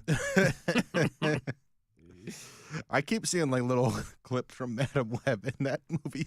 Like, I feel like I'm going to watch it now because it just looks so bad it's good kind of situation. Well, it's one of those movies where you wonder if in 5 or 6 years it will take on a new life in one of those so bad it's good movies. But everything I've read about it is just it's bad. Not that it's, I don't know. I just saw a scene where they were all she was teaching people to do mouth-to-mouth resuscitation, or not even that, just like the compression. Yeah. And it just seems so weird. Such a strange scene. Do you just do the compressions now? You don't do the mouth thing anymore, right? I don't think they do the mouth thing anymore. I never took a CPR class. Oh. I mean, I feel like I did because I was in Scouts. Yeah, I feel like that's something I should do since I have a small child. But yeah, CPR now, I think it's just the compressions. I had a bit about it. How I said I have a card that basically says I can save your life, but everyone should have a card that says whether or not I should save your life. And how would you? They would determine whether or not. Well, you yeah, did? like it just says in the cards like I can't remember exactly how it went, but it's something like I'm an assistant manager at Burger King. I'm like, oh, sorry, I don't like their fries. Just let them down. Oh, you determine. Yeah, I thought you meant like they based were on like who they are. I Yeah, see. You get a okay. little info on them. Right. Yeah. Yeah, I'm gonna have to let you go, bro. Yeah, okay. I don't know if Wendy's guy over here. Yeah, absolutely. Now, would you save someone's life during breakfast hours only? No. I'll save their life at any time of day. Oh, you will? Yeah. Oh, that's good to But know. they can only get breakfast during breakfast hours. I see. Alan, Chris from Binghamton. I'm devastated.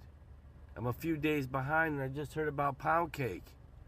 No, man. That sucks, but I get it. Hopefully everything works out for you, Poundcake. We're gonna miss you, man. And I hope it doesn't affect Ghost Bag, because, I mean, we need Ghost Bag.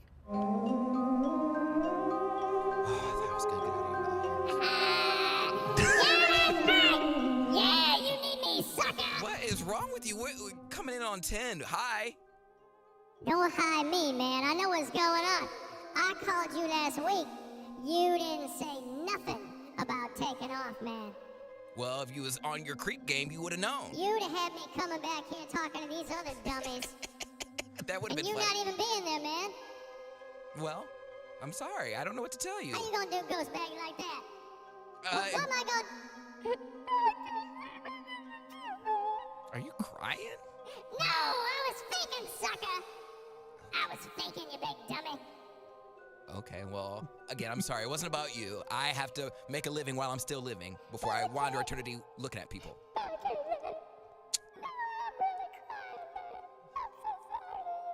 I'm faking still, dummy.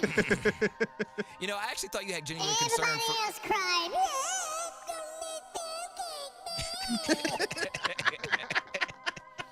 Man, I say good riddance.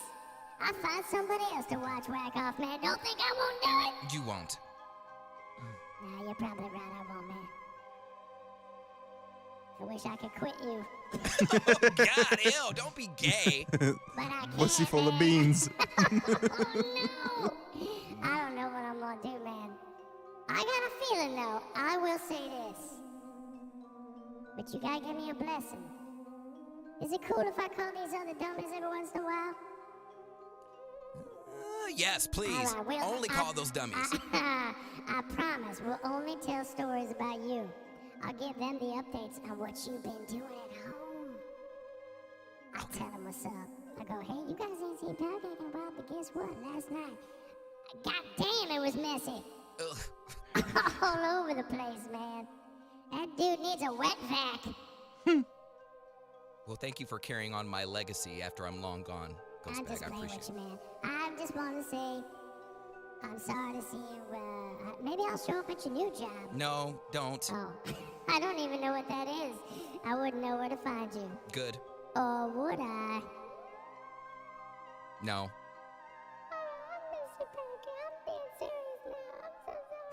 Nah, I'm kidding, stupid. All right, I hate him. Bon voyage, sucker!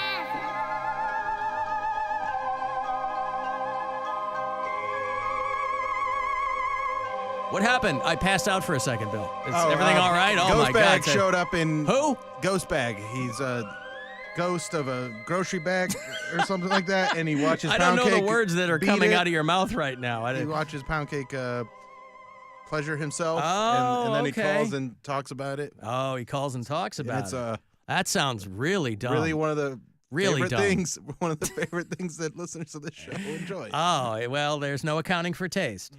All right.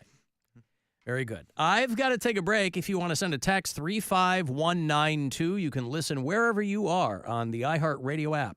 We got stuff. You want stuff. Win stuff.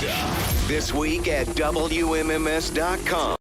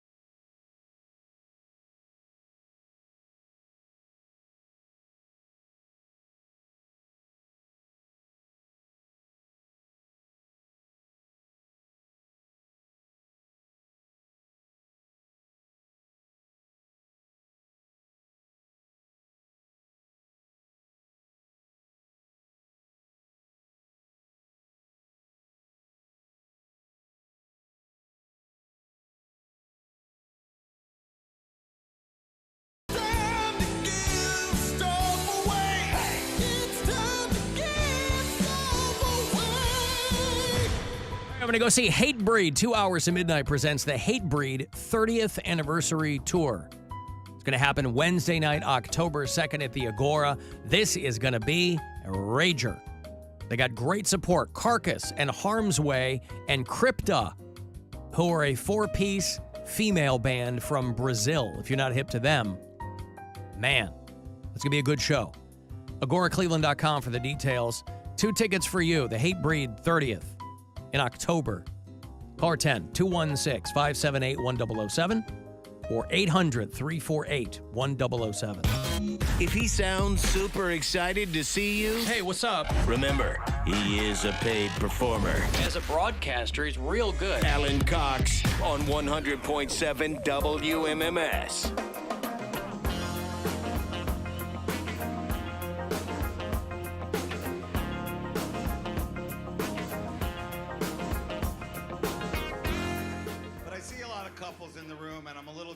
Because I met a girl in Texas, and I was going to fly her into the show, but her flight was canceled. So I guess we're going to have that kid. And, you know, yeah, let it out. You got that one. I know you like that. Yeah, that's all right. That joke's about flying, everyone. Yeah. Everyone hates a connecting flight. Worst connecting flight I ever had was 3 years ago. Yeah, it was Wuhan to Brazil to Florida. And, yeah. Got on with a scratchy throat, got off with a high fever. Didn't think much of it. Got on a mega bus and hit Washington, D.C. I was just in Washington, D.C., and I got to tell you, it is so much different from when I stormed it. I know how I look. Come on, guys. I watched some of the Attell special again. It is just, he's a so joke machine. monster. Just non-stop. It's only joke. I love it. It's 40 minutes, but it's so tightly packed with punchlines that you can watch it again and again and catch things you didn't catch the You first just can't time. catch your breath. Yeah. I mean, where'd he do this? Sacramento? I think he makes reference to it. I think it was point. in the Bay Area, but I think, Okay. and that's why like Sacramento was the punching bag for that area. I thought he hit them with that because that's where they were. Yeah. I didn't check to see where he recorded. Because that's It's why in a at the club end there's and- the seals because he's playing the flute. It makes everybody else play the recorder. Unbelievably, I think it's Dave Attell's first Netflix special, right? He did. No, he did the Road Dog one. He did. Okay. Yeah, that was a Netflix, I believe. What this was that one one is- called? I don't know. This one is called Hot Cross Buns. That one's great because it's him in different cities. And Okay. like, it's really good. And then he did Bumpin' Mics too. Okay. Well, so. But it's just, listen, I like jokes. Mm-hmm. I love jokes. And there's a lot of comedians I like who are, telling stories and there's jokes interspersed. But Attell is just boom, boom, boom, boom. Just never relentless. lets up. There's Just no relentlessly funny. God. So good. So Hot Cross Buns is on Netflix right now. Hey, Dick. Hey, what's up, guys? How you doing? How are you doing, Dick? I'm doing good. I was telling Poundcake, one of the radios, I won a little money on the Super Bowl, and man, I've had that was one of the best bets I ever made, and I got a pretty good sum, and I went out and bought a lot of. Dick, you won a what? I won sort of a contest, like. I thought you said a bunny. No, a contest that I predicted the Chiefs would beat San Francisco, and one of my other friends, Dave from Dayton, won it, and one of my friends there that. Did you win money? I've been down. Yeah, I won a little bit of money. How much did you win? Take a guess. If you feel comfortable telling us. Is it in the hundreds of dollars? $100. $100. So it's in the hundred of dollars. Someone's on Easy Street. Yeah. And I also got a call from one of my friends down in Dayton, was Dave, Christy, and Jeff. That's one of the big high hearts, and they talked to me on the air, and I got on the air and saying, oh, no, and this is a rock. I say Karina. Oh, geez. There's people in Kroger thought I was a little bit loop, but they enjoyed it. I sit there. People were buying me coffee, but I had a good time. And it was nice. Maybe we don't need a phone screener. Maybe we don't need phones. I think that's great. Listen, what are you going to do with that $100? I'm going to save it. I've been buying. We have to start in our band. We have to start wearing black or a dark colored shirt and a vest. They have the vest that I wanted. I found a red and green one and a couple armbands that we wear. So we're going to be wearing the spissy stuff. And I found a straw hat at Burlington this year, so I'll be wearing. But it's kind of neat. But so what I was going to say, and also I get free my college courses at Sinclair since I've been doing a lot of homework in humanities and technology. The guy's funny. He says, "Dick, you really you do a lot of homework, and you seem to like people, and I'm glad, but I've been pretty happy about all this.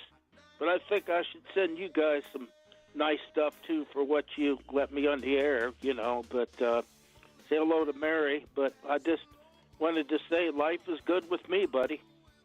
Do you have any parting words for Poundcake? He's leaving the show tomorrow. Oh, no. Really? God bless him. I loved him, man. He's being euthanized. He is?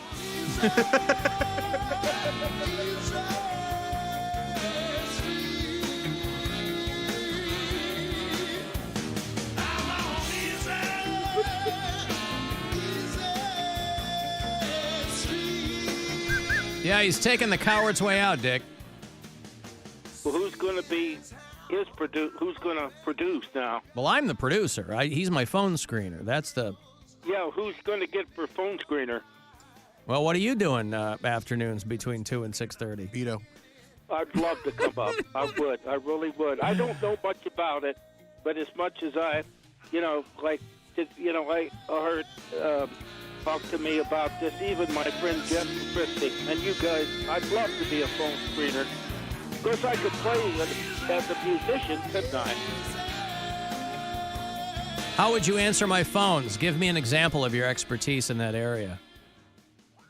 The Alan Nope. The Alan Cox Show. Who's this? Dick, you stumbled on my name only a couple of syllables in. Could I change my name to make it easier for you?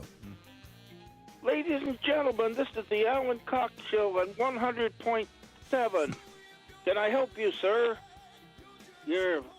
See, I thought with Bill and Mary. How's that sound? I thought with Dick's quarter century of expertise in the retail sector that he'd be able to interface with our customers in a more meaningful way.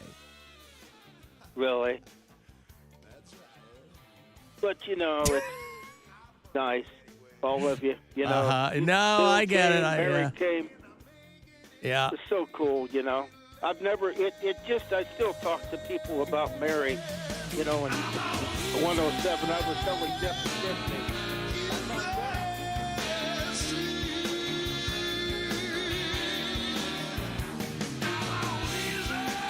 Well, Dick won $100. I feel like I deserve $100. I feel like we all deserve $100 right now. He should have split that 3 ways and Venmo'd each and every one of us. Literally, whatever coffee I had this morning literally just depleted from my body. Well, that's all right. It's okay. Well, there's Dick. I knew he had zero idea of anything that was actually happening here, and so that's why I wanted to spring that on him and see what he would say. And, of course, his response was predictably unintelligible. But $100. Because my screen said, because I'm sure this is what he told Cody, my screen said, Dick's on the phone, Dick got rich this week. He got rich. And I thought, well, obviously that's all relative, means different things to different people. I certainly didn't think that it was as little as $100. I thought maybe he'd go, man, I fell ass backwards into a great bet, and I ended up with $750. That wasn't the case. But thank you, Dick. Do appreciate it. Paul listens in Belleville, Michigan on the iHeartRadio app, and he texts, is Dick having a stroke or am I? His are contagious. Yeah, can you catch a stroke? I know you can catch a body if you find yourself in the midst of some ne'er-do-wells. And again, there are people who aren't able to listen all day, every day, and the top line clickbait here is that Poundcake's last show with us is tomorrow because he got himself a 9-to-5 job that pays more. And I assume you got the bennies and the PTO, right? Yep. Yeah, good for you. Because his position, as outsized as he made it, his position is a part-time position. And, he's living by himself now. And it's time for Baby Bird to leave the nest. Buy some new furniture. I'm going to finally set up the shelf in the bathroom that I've had for like a year. I didn't bother to put up because I was like, I don't have anything to put on it. My apartment is just, it looks like it has the necessities, but it doesn't look put together, if that makes sense. It doesn't look homey. Sure. So my mom got me a bathroom shelf that goes over the toilet. And I was like, It's still in the box. It's still in the box. Yeah. And I was like, I have like 3 fresh towels that I interchange. And then I buy like 2 or 3 rolls of toilet paper. It's not enough to fill a shelf, so it's still gonna look empty. So I might as well wait till I can fill it with stuff. I'm gonna have some candles and some essential oils up there to make it look more put together. Well, the hardest thing of putting something like that together is making sure that you don't buy any inessential oils. No, they'll all be essential. Now, again, I'm no oil aficionado, so I would have to rely on someone else's expertise to tell me which ones were essential and which ones were inessential. I just want unnecessary stuff in my apartment. Like everyone, like I'm tired. Like books? Well, yeah, books that you don't touch.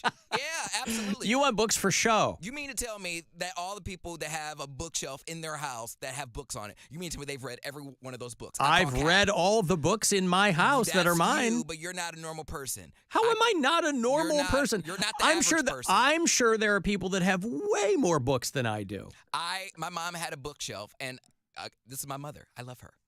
My mom had a bookshelf when we were growing up. Never once. Maybe she had like the Bible in there, and I think she had like her mom's Bible. And yeah, like most people who have that have never read it either, so I wouldn't feel bad about that. She had like some Stephen King books, but it was a whole bookshelf, like 8 rows up, 8 rows down. Like it was like way too many books for anybody to read. So Stephen King and the Bible. So she was really into fiction. Damn it, Alan. So what you're listen, I think a lot of people have books for aesthetic value, but if you're incredulous that people don't read all the books in their house, I've read all the books I have on shelves. I've read. Now I will say I don't really understand people who read books again. I've got a couple of books. Well, I don't see out of my hundreds that I've read more than once, but it's like I read it. But I know how it ends. If that's how you get your entertainment, like people watch movies over and over again, people watch series over and over again because it's a comfort for them. Yeah, that's fair. I can't tell you how many times I watch Surviving R. Kelly and People vs. O.J. Simpson, stuff like that. Just wait till that Sean Combs documentary. It's going to be called Diddy or Didn't He? Get it? That's not even like what I'm waiting for. I'm waiting for the Aaron Hernandez. There already was one. No, he wants like a new one. This is the one that Ryan Murphy's producing. Oh, this is the because reenactment. Yeah, American Crime Story. Is that what they're doing? American Crime Story, and Patrick Schwarzenegger's playing Tim Tebow, and they have like a no-name actor for Aaron, but. I hate that I'm watching. I hate that I'm a sucker for it because this is against everything I stand for. Like, they're exploiting. What do you stand for? That's crazy that there's an actor named Patrick Schwarzenegger. Like, that's just so random. He's actually good, though. He did a wild movie called Daniel's Not Real a few years ago that's really good. But he's in The Boys. Gen V. Gen V. Patrick Schwarzenegger. Yeah, how did he get into the business? Right, just very random that two guys that probably aren't related have that same name. Mm-hmm. Well, luckily he got his mom's looks. Well, okay, so the Aaron Hernandez, when is that going to be out? When is the fictionalized version of... I don't know when it will be out, but I know they were in production when I announced it on the sports break. But okay, again, I hate it because they're close to the last sports break last sports break. Yeah, last sports break, 5:30 today.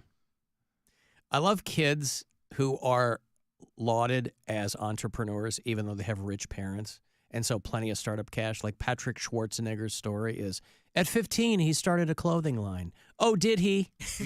As a hobby. Did he? Did he start a clothing line?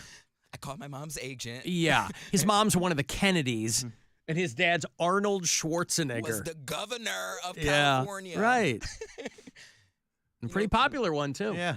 We started after school. He's got to be like top box office earner of all time, like around there, like top Schwarzenegger? 5 probably, right? Oh, I'm sure he is, yeah. Like in what his movies have grossed. Yeah. That documentary on him on Netflix was great. I loved it. That was very good. It was very entertaining. I watched the one that's like lover, stalker, killer last night. Haven't seen that. That one's wild. I don't think we watched I think that. we talked about that when it happened. It sounds like when it all came together. Like, oh, yeah, the auto mechanic. Yeah. Oh, yeah, that's a wild story. And it took place in Omaha. I'm like, I was just there. It was great. They didn't have any. They didn't have any monuments to the story or anything.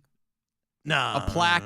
Here's where I didn't get to go at many places because we were kind of in and out. It wasn't a long weekend, and we were trying to avoid downtown because of all the March Madness. Oh, the madness. There is a lot of madness this month. Hey, Alan, this is Max.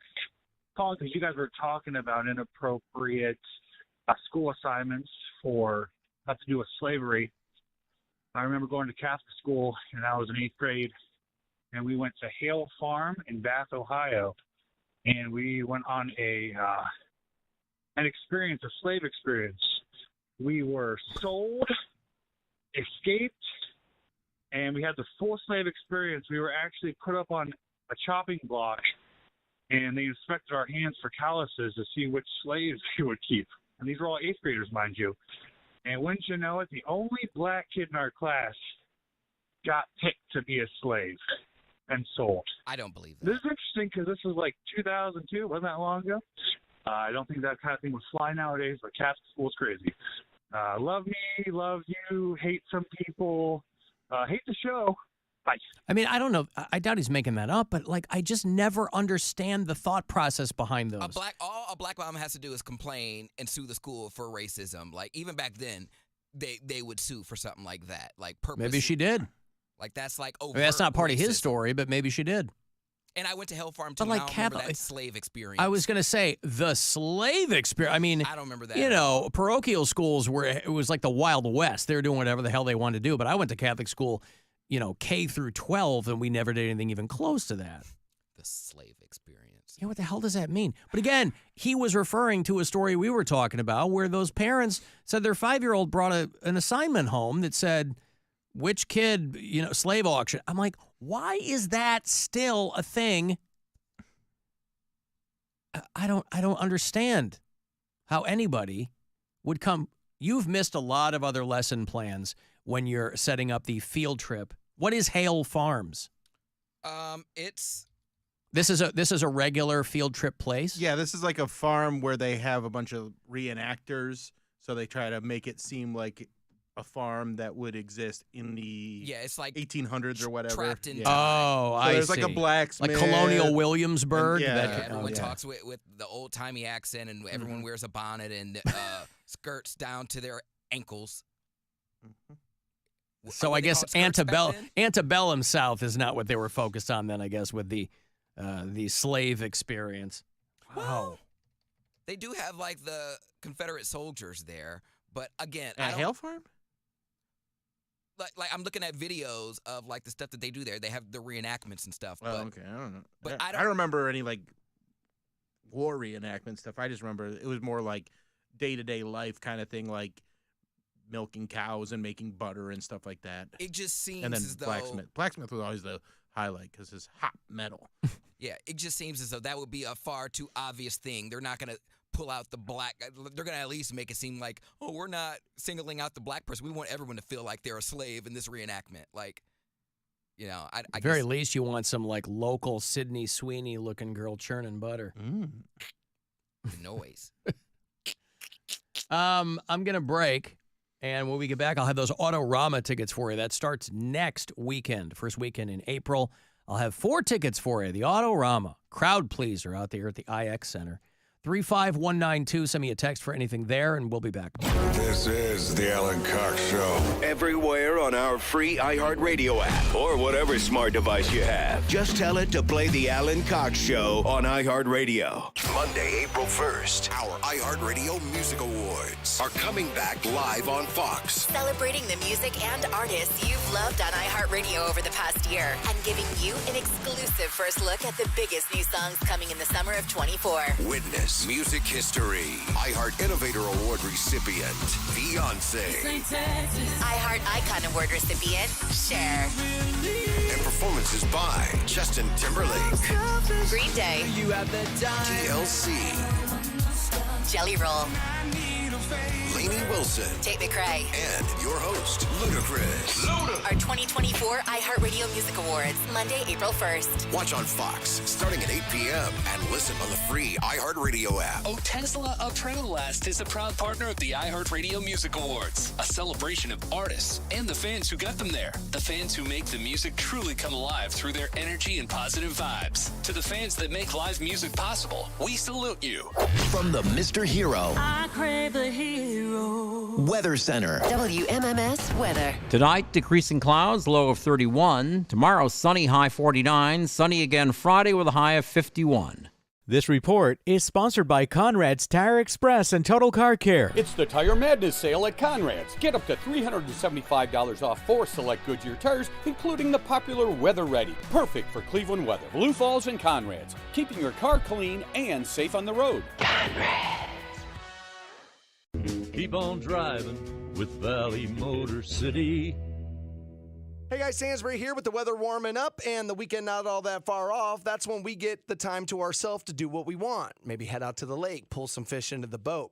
And this feels like a perfect opportunity to remind you about the Busch Light Tackle Box Packs. Those are available at your local retailers right now. You can grab them throughout March and April. And those Busch Light Tackle Box Packs featuring 4 different fish types on those cans. Crappie, catfish, bass, and mahi-mahi too. You can see yourself already, right? Out there on Edgewood Pier, rod in your hand, Busch Light in the other. That sounds like the perfect way to end a long week and unwind to me. And with those Busch Light Tackle Box Packs available throughout March and April from Busch Light, the perfect companion for your fishing weekend. And I know some of you don't wait till the weekend to go fishing. You're sitting there thinking, man, I'm going to go on a Wednesday. Well, that Busch Light Tackle Box Pack will get you through that afternoon as well. Stop by your local retailer and pick up a Busch Light Tackle Box Pack available throughout March and April from Busch Light. Please enjoy responsibly, must be 21 or over. Anheuser-Busch, St. Louis, Missouri.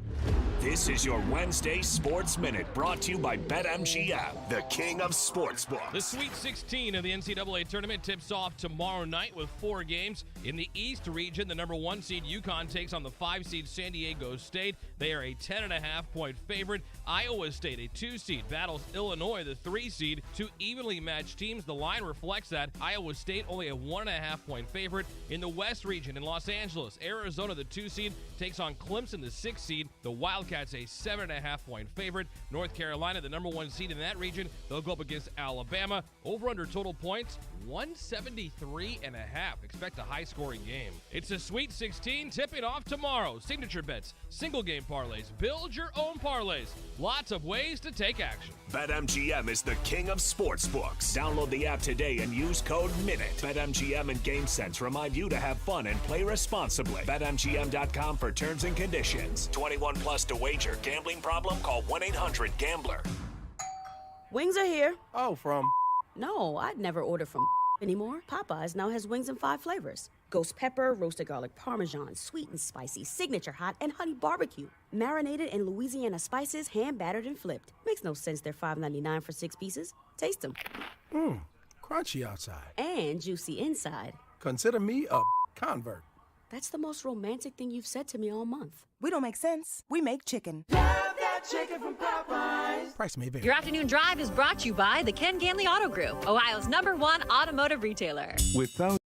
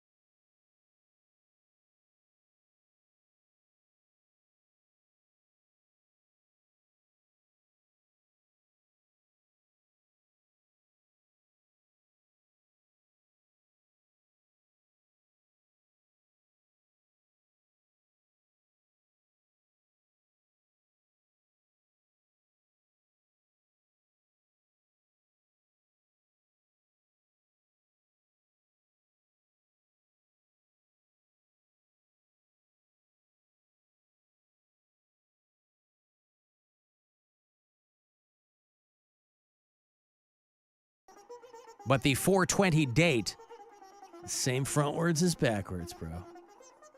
So while everybody else is paying attention to the solar eclipse, a couple of weeks later, they're calling it Thanksgiving, or, there's all kinds of weed-induced puns. And I love it, frankly. I say, God bless. Anything you can find that is of a little consequence, just little things here and there, anything you can find to try to improve the day-to-day doldrums that most people find themselves in, I say, mazel tov. We love palindromes here at the Alan Cox Show. You might have noticed, too, if you write Alan Cox Show backwards, it's a palindrome of something. But race car and taco cat and a man, a plan, a canal, Panama, all palindromes. Was it a car or a cat I saw? I hope you're writing these down, Bill. No.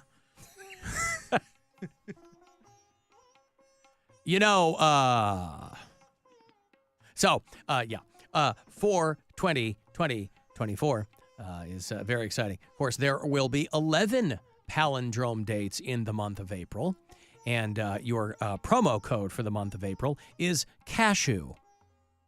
So use that for 20% off at CLE Clothing Company. Of course, backwards cashew is wasak, and I don't know that means anything, at least not in our language. Might mean something overseas, but I don't know. So again, they're calling it kind of a stoner 420 celebration, a stoner eclipse, whatever they want to do. I was also watching a thing this morning on the Weather Channel because I'm super cool and paying attention to things going on. And they said that Tornado Alley is slowly, because of climate change and things and just weather patterns getting weirder, climate change is slowly moving eastward, which means that in a number of years, this particular area might not be spared tornadoes. For a long time, they have come up further west, Tornado Alley in this country. You'll hear like Kansas and Missouri and Nebraska traditionally, primarily because, those areas are very, very flat. But they're saying that those things can and do move. It's a specifically defined area in the country that they call Tornado Alley. Straight up Texas, Oklahoma, Kansas, Nebraska, South Dakota. But as that moves eastward, that's not going to happen overnight. Probably not going to happen over the next couple of seasons. But imagine, for all of the weird weather that Northeast Ohio can avoid. I mean, we had 16 confirmed tornadoes in 2024 in the state of Ohio. They do get them further west. They'll blow through Dayton. Or we don't get a whole lot of that here. We'll get some high winds, but we don't get a whole lot of that kind of stuff here. But if Tornado Alley moves, batten down the hatches, homie. Oh, my God! Tornado! Recent trend in the past few years where Ohio and Indiana are having more tornadoes. So if you're saying to yourself, boy, we are so lucky in Northeast Ohio, we never get blown around. We never get blown around. But that may change. The deadliest tornado in Ohio history happened in Lorain County. 1965, 65 people died. What city? Lorain County. That's not a city. I don't know. I mean, is it that big of an area? How many cities are in Lorain County? I don't know. Like 13. 13 cities. I remember because the vocational high school, I think the only school that had... Yeah, but they blow through. Whatever cities are there. I don't know. South to north. I would say so we're not immune to tornadoes, obviously, but we're not part of Tornado Alley. Southernmost part is Wellington. Northern part is Lorain. Okay. And then border is North Ridgeville, Columbia Station, Avon Lake. Okay. Yeah, where I live, I'm like 2 blocks east of the Lorain County line. I'm on the very far west end of Cuyahoga County. Tornado in 1965 on Palm Sunday, which would have been this past Sunday. So they just had the anniversary of this. I'm right on that. Yeah, Palm Sunday was this past, that's the one right before Easter Sunday. Mm-hmm. It went from Cedar County, Iowa to Cuyahoga County, Iowa. And killed 65 people in Ohio. Damn. Yeah. A lot of people. Pittsfield, Grafton, Strongsville. Gotcha. So Yeah. Pittsfield is a township of Wellington. Okay. Of the 50 people that lived in Pittsfield, 7 people were killed. And then Grafton, Columbia Station. That's all Lorain County? Yes. Oh, I thought Lorain, I don't, what the hell do I know? But, yeah, listen, weather's weird. It's getting weirder. Alan, Trucker John, king of I-71. People are losing their mind over the price of bananas at Trader Joe's. Go to any truck stop, they're like 2 for $1.19. Top of their head would blow off. Poundcake, good luck to you on your new gig. Bill? I guess that's it. Okay. He I always knows what he meant. He wants a fart. He wants a fart. It's, oh, is that what it is? Yeah, I mean, that's what Trucker he's, John, he's, he cuts off a lot with these calls, so he wants a fart. Bill, where's your fart? Do you have any kind of, obviously you're wearing a suit tonight, you're not going to try it. Not tonight. No but update. No updates on the farts because I was gone most of the weekend, and then I had a real good fart in bed the other day, but it was in bed and it wasn't. And you couldn't hold it. I didn't. Well, it was one of those things where it was like the middle of the night. I wasn't gonna like run to the stairwell. Oh, you weren't. See, this is what I'm talking about. Yeah, That's yeah. kind of, I think that's the level of dedication that people would like to see. Well, it's getting up, middle of the night, running out to the stairwell. The middle of the night, you fart, you go, it's too late because it's half asleep. I see. And potentially can go back up into your guts. Yeah, you don't want that because then it becomes your bad breath. Fart out your mouth. Sometimes you can't keep it in the chamber. Mm-hmm. All right. I mean, is the stairwell right outside your door? It's pretty close. It's pretty close. All right. If I focus on it, I could probably make this happen. We got all week off. I'll be home a lot. I'll get a fart. Okay. I think we'll come back with a fart. Mm-hmm. All right. Well, your only competition is yourself. I know. And like I said, I tried a few, but they just weren't with the same heft. Yeah, that original one has. That one's so good. It is really good. I mean, that's a good fart. That's a high bar. Yeah. To clear. Yeah.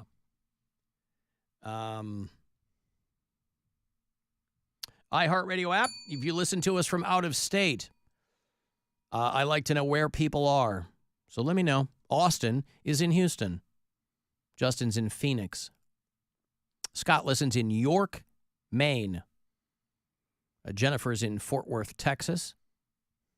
Mike listens in Daybreak, Utah. And Gary is in Vestal, New York. We have a couple people in Vestal, but it's like in the middle of nowhere. I don't know if those people are related or what. Alan, listening to the podcast from yesterday, you said you're going to be in Florida all next week. You're going to go down there and give the comic book people a little piece of your mind. You're going to go down there and maybe club them in the knee, Yeah. give them a little smack around. You want me to go with you? Be a little bit of backup, give them business? I'm just saying, we could make it happen, huh? I love you. Bye. What a nice thing to offer, yeah. Offer, yeah. To Nancy Kerrigan on the company in Tampa that lost my comic books that I was sending there to have graded a year and a half ago. No, we'll be in the Orlando area, so I'm not going to make the 2-hour drive to Tampa just to, lay some, well, I was going to say lay some pipe. That wouldn't be the way to hit a guy with a pipe in the knees. Hey, Barry. Yes. What's up? What's up?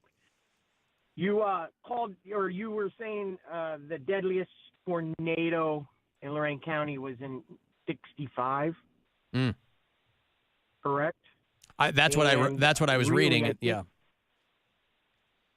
Yeah, so there was one in 1924. Oh, okay. It hit downtown Lorain, Mm-hmm. and it killed 78 people. Oh, how did they forget that one, And Barry? It left 7,000 homeless. Oh. How did they come back from that? Estimated 13 million. Oh. 13 million. 13 million what? Damage. Oh, $13 million in damage. 13 million in damage. Oh, and those were 1920s dollars, right? That is correct. Yeah. Wow, that's devastating. Yeah, today, I mean, $13 million in 1920, that's probably They'd worth... have to put $11 million down there.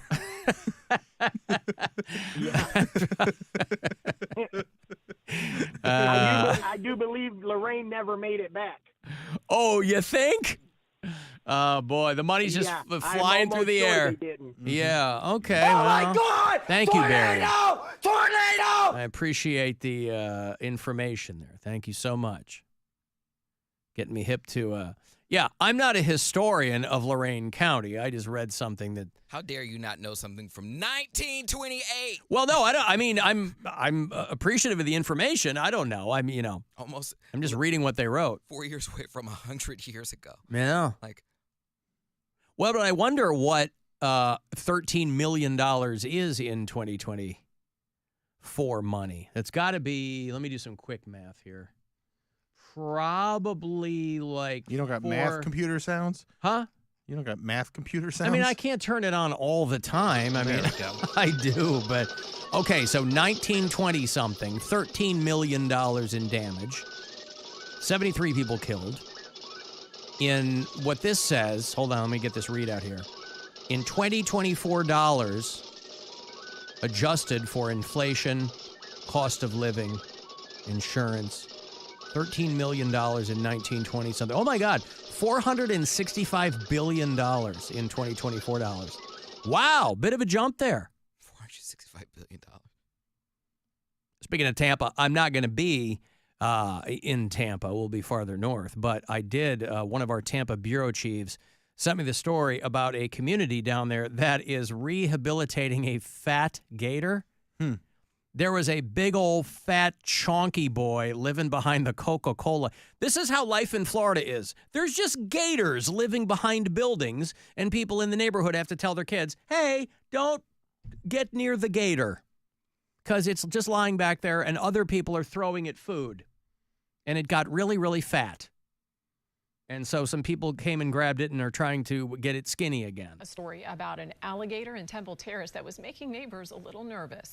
As News Channel 8's Andy Mapp explains, the gator now has a new home. Look at this fat, that is teeth, a fat-ass teeth gator. broken off, Yeah. and oh my God. You know what that looks like, right? I don't have to say it.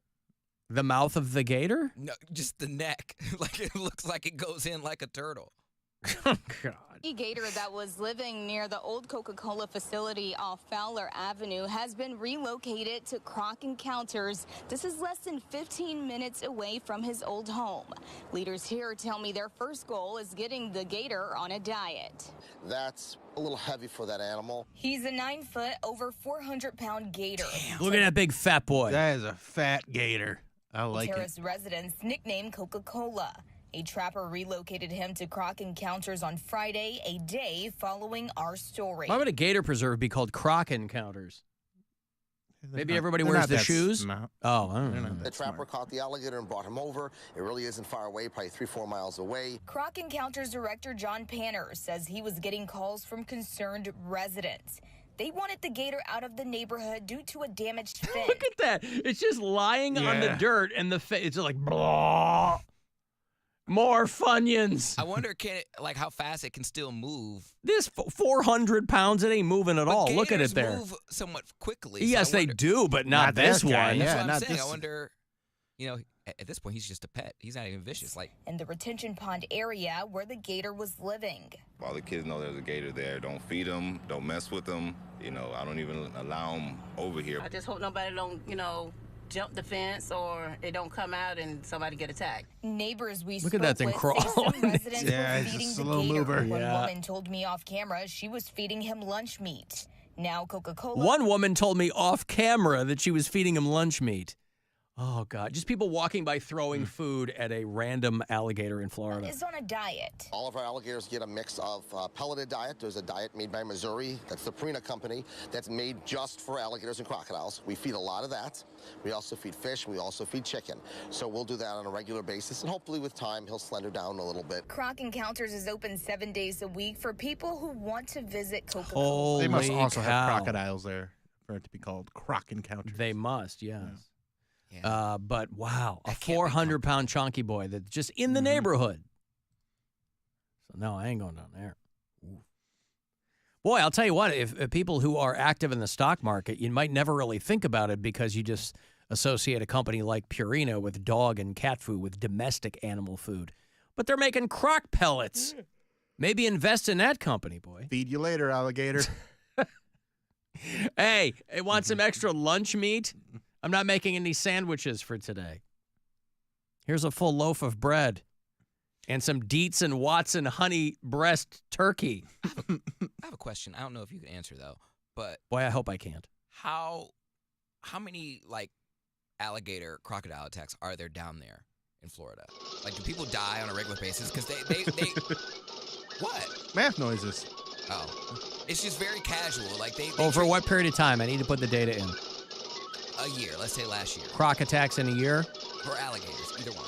Alligator croc attacks in Florida? Yes. In I imagine 1 year. it's majority gator attacks because Fatalities. crocodiles aren't Those are more indigenous to Africa. Florida or that area. This says 6,972. That seems wildly high. Hold on, let me...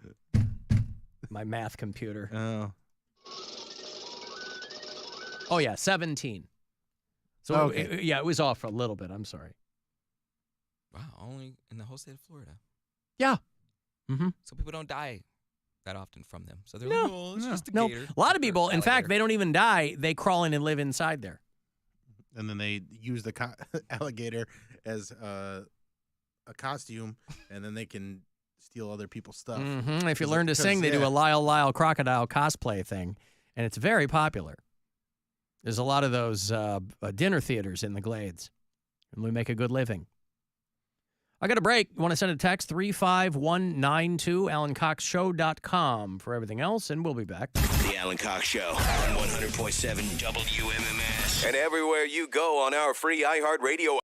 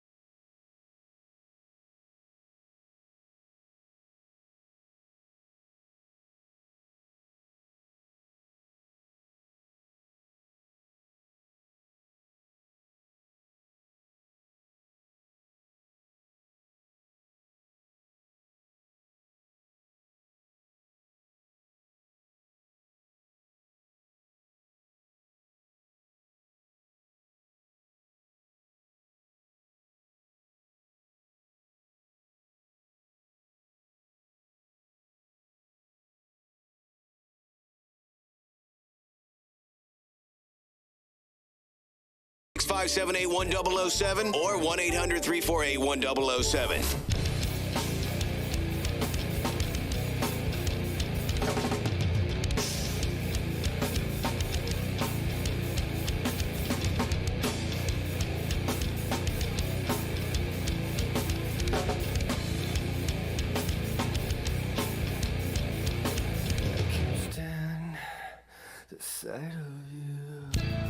This is old Korn. First album, 30 years ago. We're talking about Korn doing that 30th anniversary show out in L.A., a one-night-only thing in October with Gojira and Spirit Box and a bunch of some dudes from System of a Down, and that show sold out pretty fast. So they decided to take it on the road. I wish they were coming to Cleveland. I mean, seeing the Korn 30th would be pretty cool. This guy's getting a little long in the tooth, but, So you will have to travel. They will take Gojira and Spirit Box out on the road with them, which should make for an unbelievable show. You ask me, Korn's the weakest link in that bit. But it would still be cool to see them, but you will have to travel. You'll have to go to Toronto or Detroit or Chicago in September if you want to see them on tour. But other than just that one-shot show, and they haven't put out a new album in a couple of years. Their 14th came out in 2022. But they'll do a handful of dates. They'll do a fall tour, September and October this year. But unless they add a Cleveland date, it is not initially on their lineup. Doing a couple of dozen cities. Poundcake and I are going to go, I think. Down. I'm sorry? I said down. Your dime. No, come on. You're going to buy me tickets. What are you talking about? We're going to go on the, we're going to go to the Toronto show. It's you and me. Toronto. Huh? I love Toronto. Yeah. You're still going to pay, though. Oh, yeah? Oh. Alan, my great-great-grandmother left me $13 million in 1928, and I only have $4 billion left, so your math is a little off. That's what I was worried about when I was trying to convert from 1913 monies to now.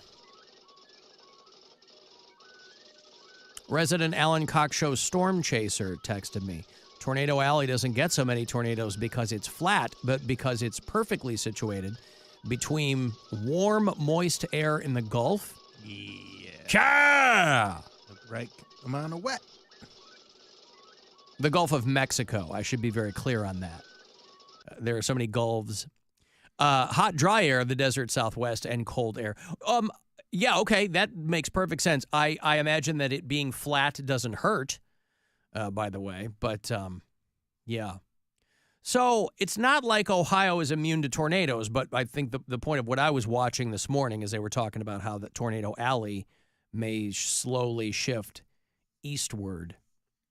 And imagine if you are in a town that is right on the westernmost border of Tornado Alley now. And all it does is it shifts like a mile to the east. And you go, finally, we don't have to rebuild our home for the 8th time. Lorraine more than made it back. Their most prosperous days were still ahead. Came at the height of the steel and shipbuilding industry. And it's still... The decline hit in the 60s and has continued. Well, yeah, the steel industry in general. I mean, it was... you know. When I was younger, I was like, why do they call it Steel City? Everyone be stealing? I didn't know. They call Lorraine the Steel City? Yeah. Oh, do they? That is. I have cousins in Lorraine, and they're like, we going back to Steel City. I'm like, you go ahead and enjoy that. I don't know how you sleep at night. And they're like, what you mean? I'm like, everyone be getting robbed. They're like, no, idiot, it's from the steel mill. I was like, oh, I thought it was people be stealing. Your mom didn't explain that to you? It wasn't my mom that told me. I see. I didn't ask. STEAL City. This was. I associate Steel City with Pittsburgh, of course, but STEAL City, I like that too. But Pittsburgh is probably the Steel City. When we say Steel City or the Steel, we mean Lorraine, at least from where I'm from. Right. Well, sure. And in Ohio, that they would assume you meant someplace local. We going to Steel City. Mm-hmm. Again, I thought there was legal bag snatching on Halloween in Lorain because it was Steel City, so it was in the same vein. And does that still continue? Is it still a little hinky? I mean, Lorraine's kind of been on the come up, right? Yeah, they got like, I mean, they're trying. They're doing what they can. They have a lot of prime real estate. Like their downtown could be. There's room. Well, for it's lakefront, so that's what I'm saying. Yeah. There's room for improvement. Because they crush it in the summer when they're doing those like rocking on the river things. Yeah, right. Nice. But I don't think that bag snatching. I must have imagined that or misunderstood because I don't think there's bag snatching legal anywhere. I mean, I had never been through Vermilion, Ohio, until we took the scenic route back from Kelly's Island. Just went along the lake and drove through Vermilion. What a delightful little area. Indeed. I had never been there, but it just seems delightful. They've got that little Vermilion River, a couple of lagoons. All my little rich hoes live in Vermilion. All your little rich hoes. Mm-hmm. Oh. All right. Is the town of Vermilion, because it seems very quaint. Great word for that. It seems very quaint. Is the city of Vermilion aware that they're beset on all sides by rich hoes? Oh, yeah. They're okay. They know they're hoes. So they're welcoming them with open arms. Please infuse our community with your rich hoe income. Yeah. Yeah, they're a little all right. lakefront town. Alan, are you going to the Titanic Museum in Orlando? I got to tell you, I think it's really cool, I guess, just as a snapshot of American history or something. Couldn't care less about the Titanic. I saw they auctioned off the door that Kate Winslet was on in the movie for $720,000. And I'm like, that better have her booby prints still in it for $720,000. That's insane. What, Poundcake? I said, and it wasn't even really on the Titanic. That's what I'm saying. I mean, love that movie. Yeah, they do. And obviously, people have their problems with that movie because they can't figure out why she couldn't get Jack up onto the door. There seemed to be plenty of room. But then that wouldn't have been as poignant. I was going to say, she was lucky up until that point. Like, she swung the axe with her eyes closed and somehow got him unhandcuffed. But she couldn't find any space on the door where they could share. Well, a flat door on water, if there's two people on it, that could really throw off your balance there. So maybe she knew better. No, these hoes just ain't loyal. Wow. She got to he also really didn't try to get up on the... Like, he tried for a little bit, and he's like, oh, it's going to capsize. So then he's like, I'll let you be on the door, and I'm going to just die in the water. Yeah, women and children first. What a waste, though. She went all the way down to the bottom of the ship where the water was filling in, and she got to that point, and she just like, nah, forget it. We got off the boat. We survived sinking. We're waiting in the water for a lifeboat to come get us. He tried to get up there and couldn't get up there. He could get up there. It was... He was sacrificing himself. Why wouldn't she be more determined than that? For love. Because he freezes and dies and floats, right? Sinks to the bottom? I went to the bottom of the Titanic for that D, and now all of a sudden... She's like, oh, it's fine. She risked her the relationship with her mom. I think her rich husband. But she understood. She understood the gravity, if you pardon the pun, of the situation. She knew there was no way he was. You don't understand the concept of sacrifice for another person. I do. It's not your fault. You go, I go. You know how many? That's not sacrifice. That's both of you die. That is sacrifice. You're sacrificing your life because you can't imagine being with someone else. She ain't really love him. Why should two people die? The one person could say, "I don't want you to die. I will give."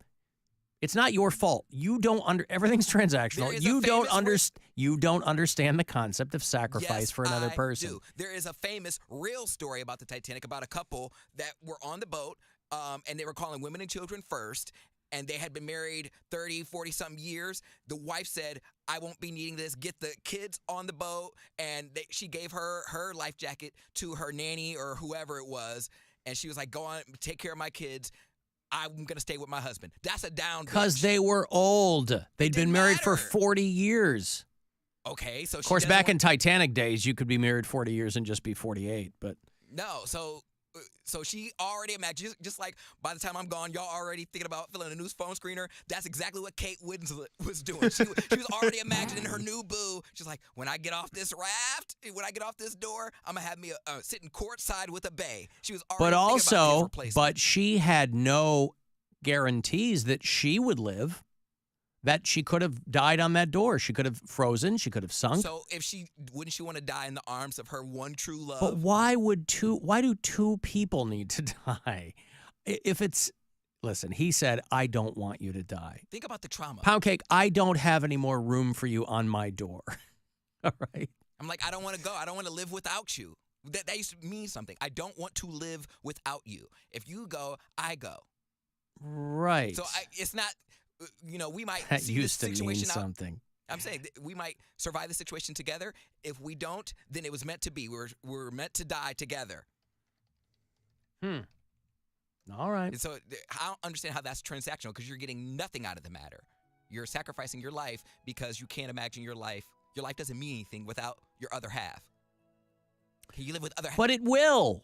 That's what someone in love says, but it will. Your life will mean something. If two people die, no one's life means anything. If I'm in the water and my dude does not get in the water with me, I'm pulling him in. Or you said, If you ever find yourself being Poundcake's boyfriend and you're on a sinking cruise ship, yeah, you better be ready to give up the. Tonight we dying. It's ride or die, babe for life. But you wouldn't want to die either. But you he wouldn't said want. He would. But you won't want to die. But I didn't say it. He said it. He said he was my ride or die. But you didn't, so you're gonna want to live. Yes, I'm gonna want to live. But you're gonna both die. If I'm the one that has to sit in the water, if I have to suffer, you have to suffer too. How am I gonna? Right. That's transactional. That is not sacrifice. If I have to suffer, you have to suffer too. It's so romantic too, right? In Rose's case, you have to understand why they didn't write that as a line of dialogue in Titanic. If I have to suffer, you have to suffer too. You know how a lot of women, their favorite movie is The Notebook? You know, if I'm a bird, you're a bird. If Ryan Gosling had said, if I have to suffer, you have to suffer. That's wrong. I have a feeling that movie would have been far less enjoyable or successful. It's wrong. He was already poor. He wasn't supposed to be on the boat. He damn near got drowned in the boat. And she keep fooling around with him and just to drown him in the end. Forget her. He didn't drown. He died. He froze. He froze, yeah. Because she kind of peels him from the edge of the door, right? Yeah, he's there, and he. So it's all cracky. He wants to talk to her until the very end. Mm-hmm. Anyway. So out of spite. This prop from Titanic, an 8-foot-long, 41-inch wide balsa wood prop. You could put your foot through this with very little effort because it was a prop from the movie. This was worth $720,000 to somebody. That was the winning bid. Went up for auction. They note that it's not actually a door that they were holding onto, but a part of the door frame above the lounge entrance in the. So I don't know what the hell they're talking about here. Somebody wanted just a prop from this movie. And Poundcake sings along to the song every time. You've stayed on the door. Forget her. That's why the song is called My Heart Will Go On and not If I Gotta Suffer, You Gotta Suffer.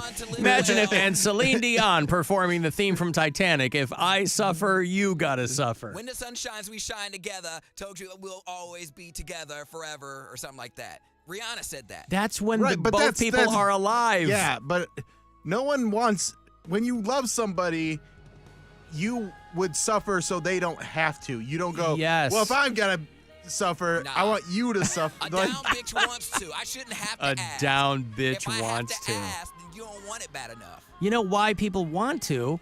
Because they assume that the humanity of the other person would say, no. You jump out of your body for someone. I'm going to miss this kid. I am too. I'm going to miss our little talks. Yes. I never thought that we would close out Poundcake's tenure on the show with something as wise as, if I got to suffer, you got to suffer. Because that's what love is. Yeah. I'm not going to ask you to sacrifice yourself for me. You should want to. If you love me, you're like, not my Cody. No, over my dead body. But you wouldn't offer them. But you wouldn't offer them the same. But that's not what you're saying here. What you're saying here is, I'm suffering, so you better get your ass down in this water and suffer with me. Yeah, because there's a chance that if it's meant to be, either we're gonna die together, or some miracle happens and we get to be together. So there's no person on this planet that you would die for. My mom or my brother. By the way, family. it's also a faulty premise to begin with. If it's meant to be, that's silly. That's juvenile. If it's meant to be, because you got to work to make things happen. Things don't just happen. Anyway, the door beat out in this auction. It made more money than Indiana Jones bullwhip, which went for $5 250, and the axe that Jack Nicholson used in The Shining, that only went for $125,000. Now you also have to play along and hope that these are the actual real items. Oh yeah, no, this is the axe. Yeah. They usually, auctions at this level, they have certificates of authenticity, but you take them at their word. You hope. So the door from Titanic. But again, they're doing that thing at COSI. I gave away tickets a couple of weeks ago. They got this huge Titanic exhibit where they recreate these huge rooms, and I'm sure it's very interesting, but I ain't going to the Titanic Museum next week when we're in Florida. I'll be in Columbus next weekend. Maybe I'll check out that. You should go to COSI. COSI. I love COSI. I haven't been there forever. That'd be fun. Since I was a kid.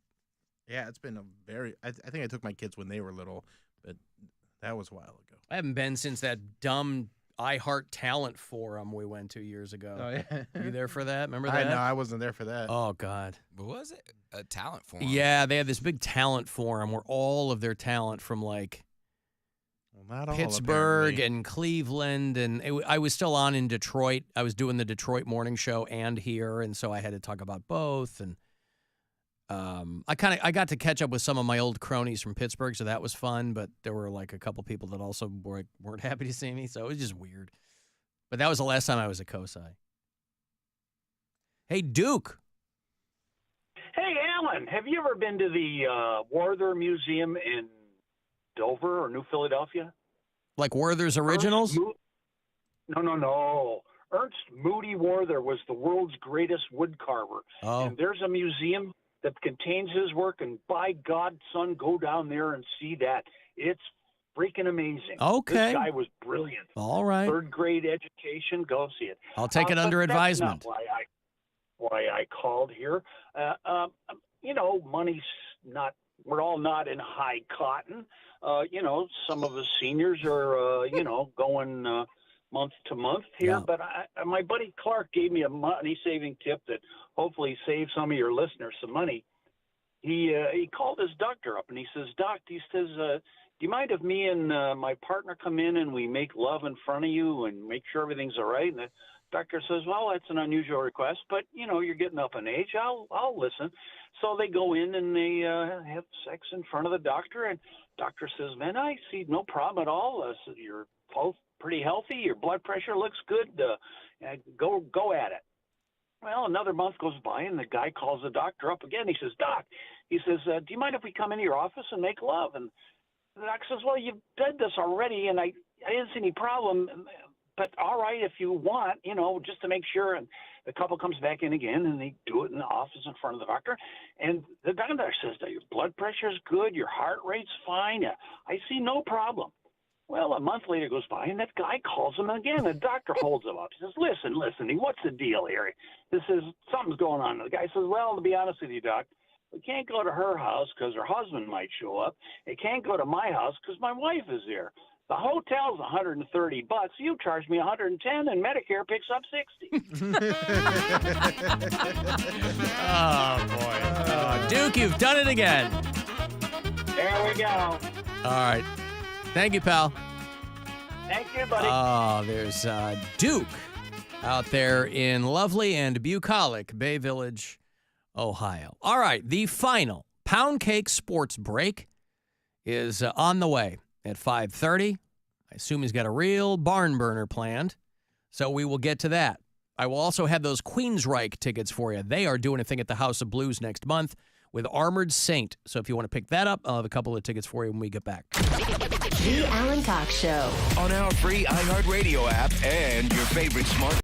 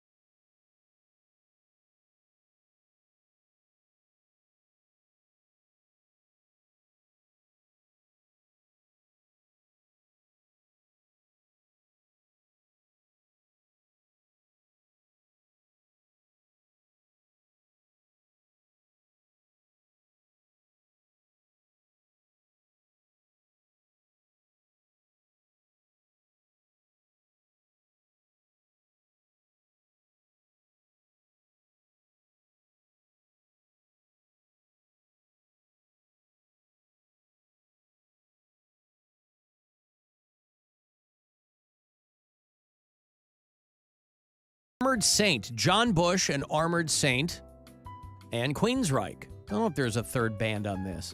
The show is going to go down around the corner from us here at the House of Blues, Wednesday night, April the 17th. Both great bands, Queensryche and Armored Saint. LiveNation.com has the details for you. If you are caller 10, these tickets are yours. Good luck. 216-578-1007 or 800-348-1007. To all our men and women in uniform, I've been a lifelong fan, 20 years in the military, come back, and to find your afternoon show is f***ing horrible. thanks from the Alan Cox Show. Horrible. On 100.7 WMMS.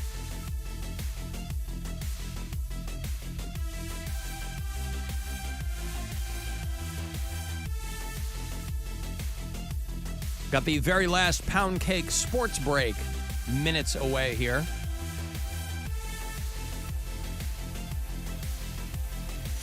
Pardon me. Got a burp going on there. I got a text from Jen. She goes, the reason that Kate Winslet didn't make room on that door for Leo in the movie is who wants to bring home their cruise F? She had a moment of clarity and left him in the water. Yeah, when you're out there and, you're hoeing it up, out there on the cruises, on vacation. I mean, she was with a guy, right? She's engaged in that movie. Yeah, to Billy Zane. Billy Zane, when he still had hair. Yep. We're still trying to have hair. A lot of people have... they're fascinated by Poundcake's take on that whole thing. Mm-hmm. Suffer together. Mm-hmm.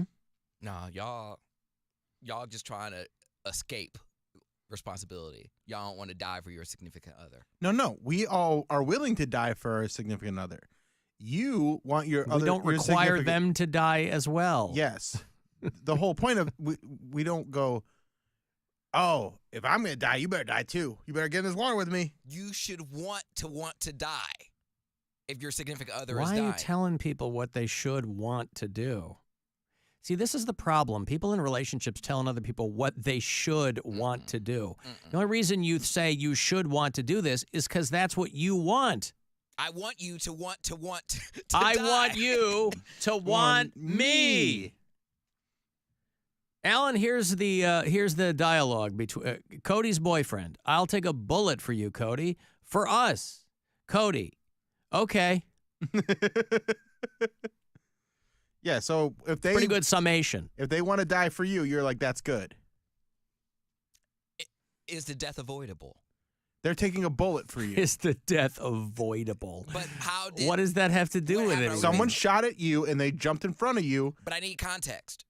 Because I'm talking specifically... Someone that's listening to this show right now is hearing the way you talk about suffering, and it's driving them insane to the point where they want to shoot you. Okay. And then your boyfriend, who is hypothetical because you don't have one, jumps in front of that bullet to save your life. Or just says, shoot me, leave him.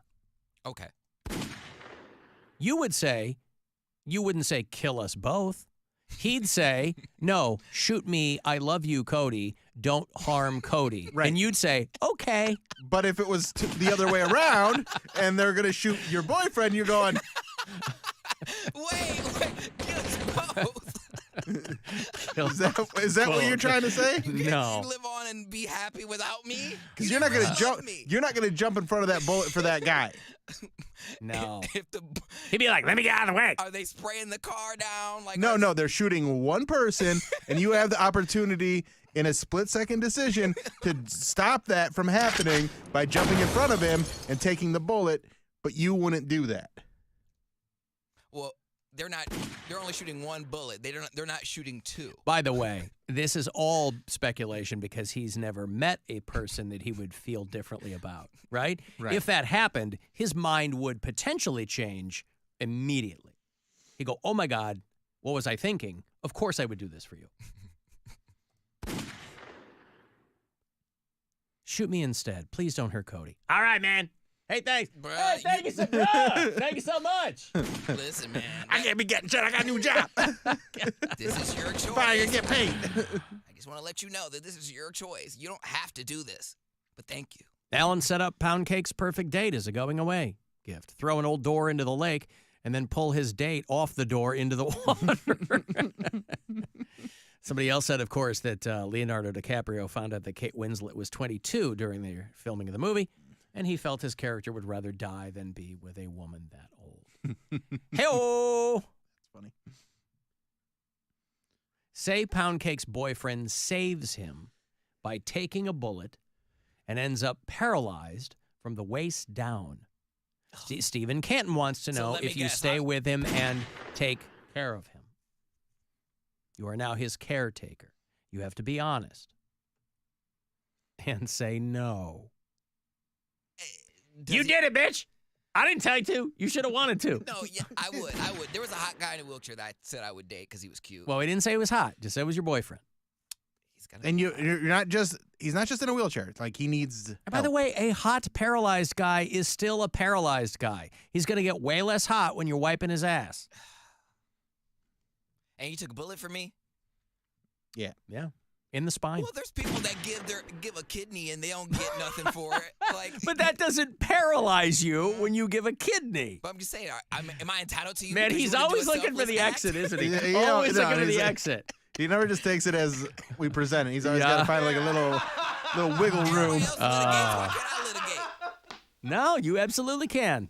I need context. I just need We gave you the context. He gets shot in the spine, paralyzed from the waist down.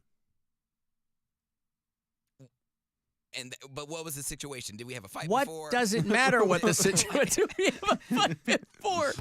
Was I mad at him before he got shot? Before he took a bullet for me? Like, maybe he might be a bag driver and, something. He might, what? I don't know. He's going to be a real bad driver once he's paralyzed from the waist down.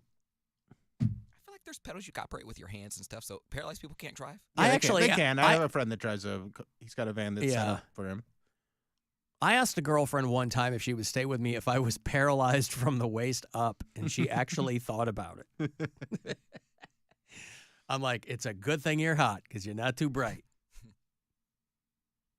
Well, listen, I can't put it off any longer. Poundcake, would you like to do the last sports break? Yeah.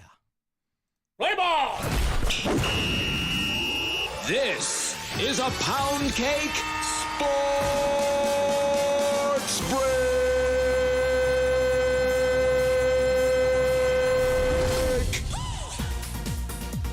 Today, apparently there's still some animosity on the side of the Beatles towards Muhammad Ali. For those who don't remember, allow me to refresh your memory. In 1964, there was an iconic photo shoot with the band and the legendary boxer. While it was happening, Ali allegedly wasted no time roasting the band, saying their music sucked, they dressed dorky, and that they were soft. In 1964 slang, of course. Apparently, he roasted them so bad that Paul McCartney and Ringo Starr still hold a grudge after 60 years. This makes me respect Muhammad Ali even more. He says it with his chest, he means it, and he dares anyone to square up. It was the Bee versus the Beatles, and the Bee won. So much so that it still stings to this day. Legend! Also, as much crap as I talk about professional athletes not deserving the hefty paychecks they make, instances like this make me rethink all of that. Yankees outfielder Oscar Gonzalez is currently being treated at the hospital for breaking his eye socket while swinging at a foul ball. Here's the clip. Once he knew that they were going to throw over, he's already on the bag and they're throwing over. And then he got such a huge jump. Volpe breaking for third and Gonzalez. Poor Oscar. On a freak mishap there as he fouled that ball off, a pitch rising up and in. It looks like it went off his face. Yeah, it looked like it hit off close to his hands. Volpe was on the move, and with 2 strikes, he's swinging. And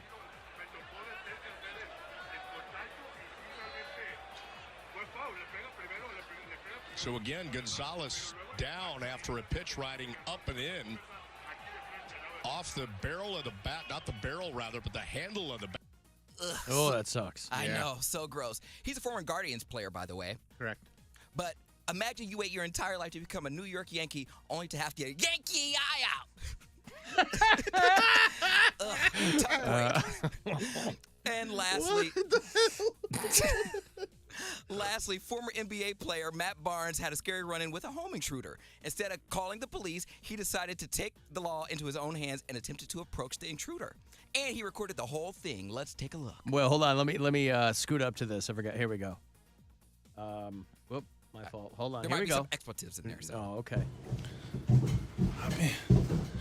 Hop in, bro. Hop in, bro. I gotta switch hands. Hold on. Okay. Come on, bro. Hop in. Hop in. Hop in, bitch. Come on, hop in. Or go ahead and break. Go ahead. Come on now. Break. Break. Break. There we go. He's out of here. Go, bro. Go to freedom. Yeah. Yeah. Having a home invasion is a very traumatic thing. Barnes handled it well. He didn't want the opossum to be oppressed. And that, ladies and gentlemen, concludes this Poundcake Sports Break. The opossum to be oppressed. All right. Yeah, that was good. Well done. That was the yes, very good. last Poundcake Sports What was the Break. Yankee joke again? Yankee eye out. Yankee eye out. Mm-hmm. How do you break your freaking eye socket? I didn't know that was a bone you could break. Occipital bone, right? Yeah, it's like the a orbital bone, I think. Oh, is that what it is? Yeah, okay. Holy cow. I forgot he played for the Guardians. Yeah, he was the SpongeBob guy. Right. He had a big home run in the sucks. playoffs a few years ago. So that takes you out for a while, right? I mean, Mhm. yeah. Woof. All right. Well, congratulations to everybody involved. That sucks. Yankee eye out. Alan, if my husband let go of the door so that I could survive, and 2 minutes later I went floating by him screaming, "I let go because I can't live without you," he would be pissed. You don't let him let go of the door. You say, no, we're going down. That is not an option. We go down together or we're not going. He's got Billy Joel style, and we'll all go down together. It's not, oh, babe, let me sacrifice. No, we are a team. We are one person. We are of the same flesh. You drown. I mean, again, those are all platitudes and nice things to say. But if you were on the door, are you getting off the door? No, I'm not getting off the door. He's coming up. No, but he can't. If he gets up, you both die. There's room. No, No, you can't change the rule. There's room. No, Kate that's Winslet would have made room if there was room to make. Okay, well then, yes, I will get as much as I can without taking up the whole space. He will get up as much as he can. No. That's not. You can't I'm allowed change to put it. a finger on the door. No, you are on the door. Life's full of tough decisions. Are you getting I off tell the my door? 8-year-old this all the time. Are you Life's getting really off- hard and full of 'cause- tough decisions. Yes, I'm getting off the door. You're getting off the door. I'm dying with my man. I'm freezing. I'm gonna straddle him, and then we can have our body heat by snuggling together, keeping us warm until we So find a you, lifeboat. instead of one of you surviving, you want both of you're going to die with him.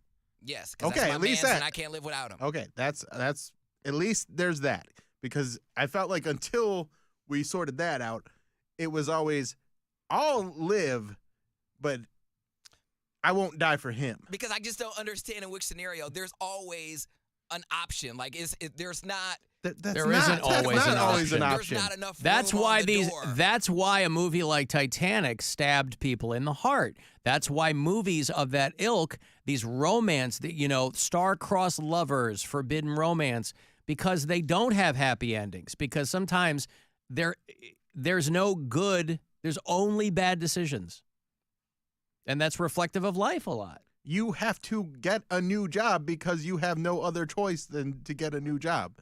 You have one option, or you get kicked out of your apartment. Ooh, it feels so good.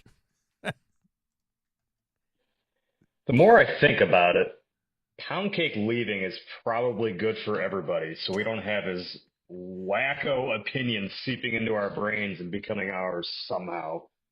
Take it easy, guys.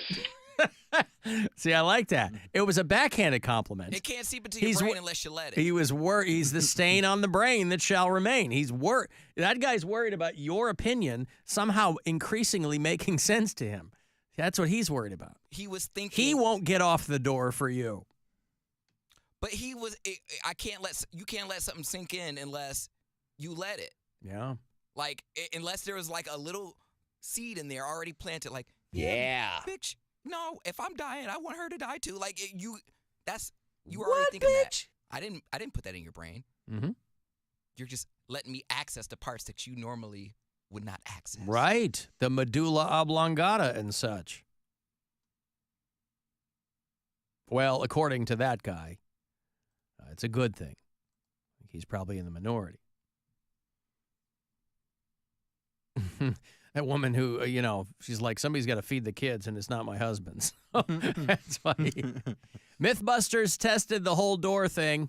Somebody says they said the door could have supported both of them. See, that's what I'm talking about. You don't know the variables. Like, all right. Well, in the scenario we were presenting, I said I would get off.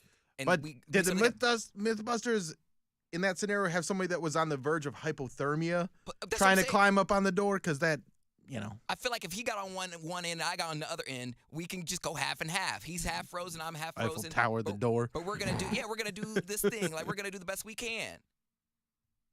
Would Poundcake deny the proposal if the guy was dying on the door? Deny the no, I wouldn't.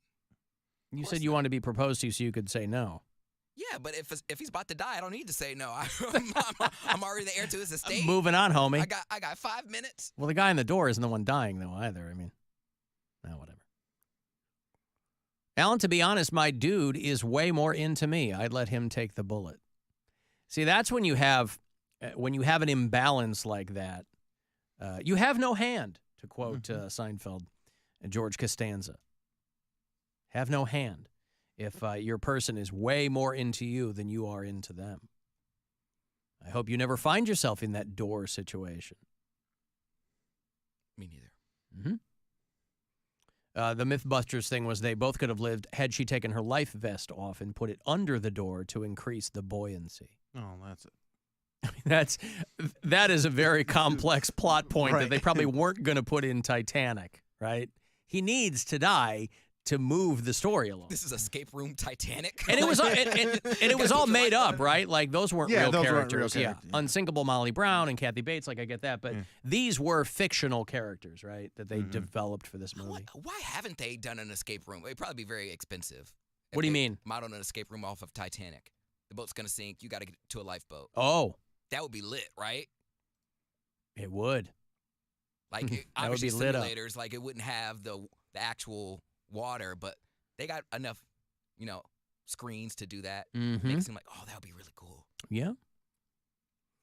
I'm going to take a break. If you want to send me a text for anything, 35192. You can watch live if you like at alancoxshow.com and listen anywhere on the iHeartRadio app. Buzzard Radio. The Buzzard. Is Rover. Let's go to the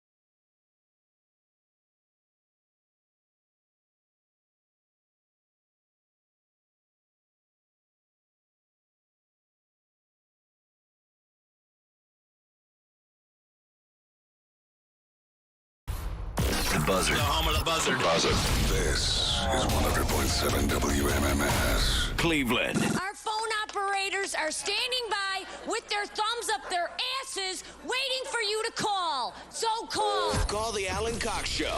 216-578-1007 or 1-800-348-1007.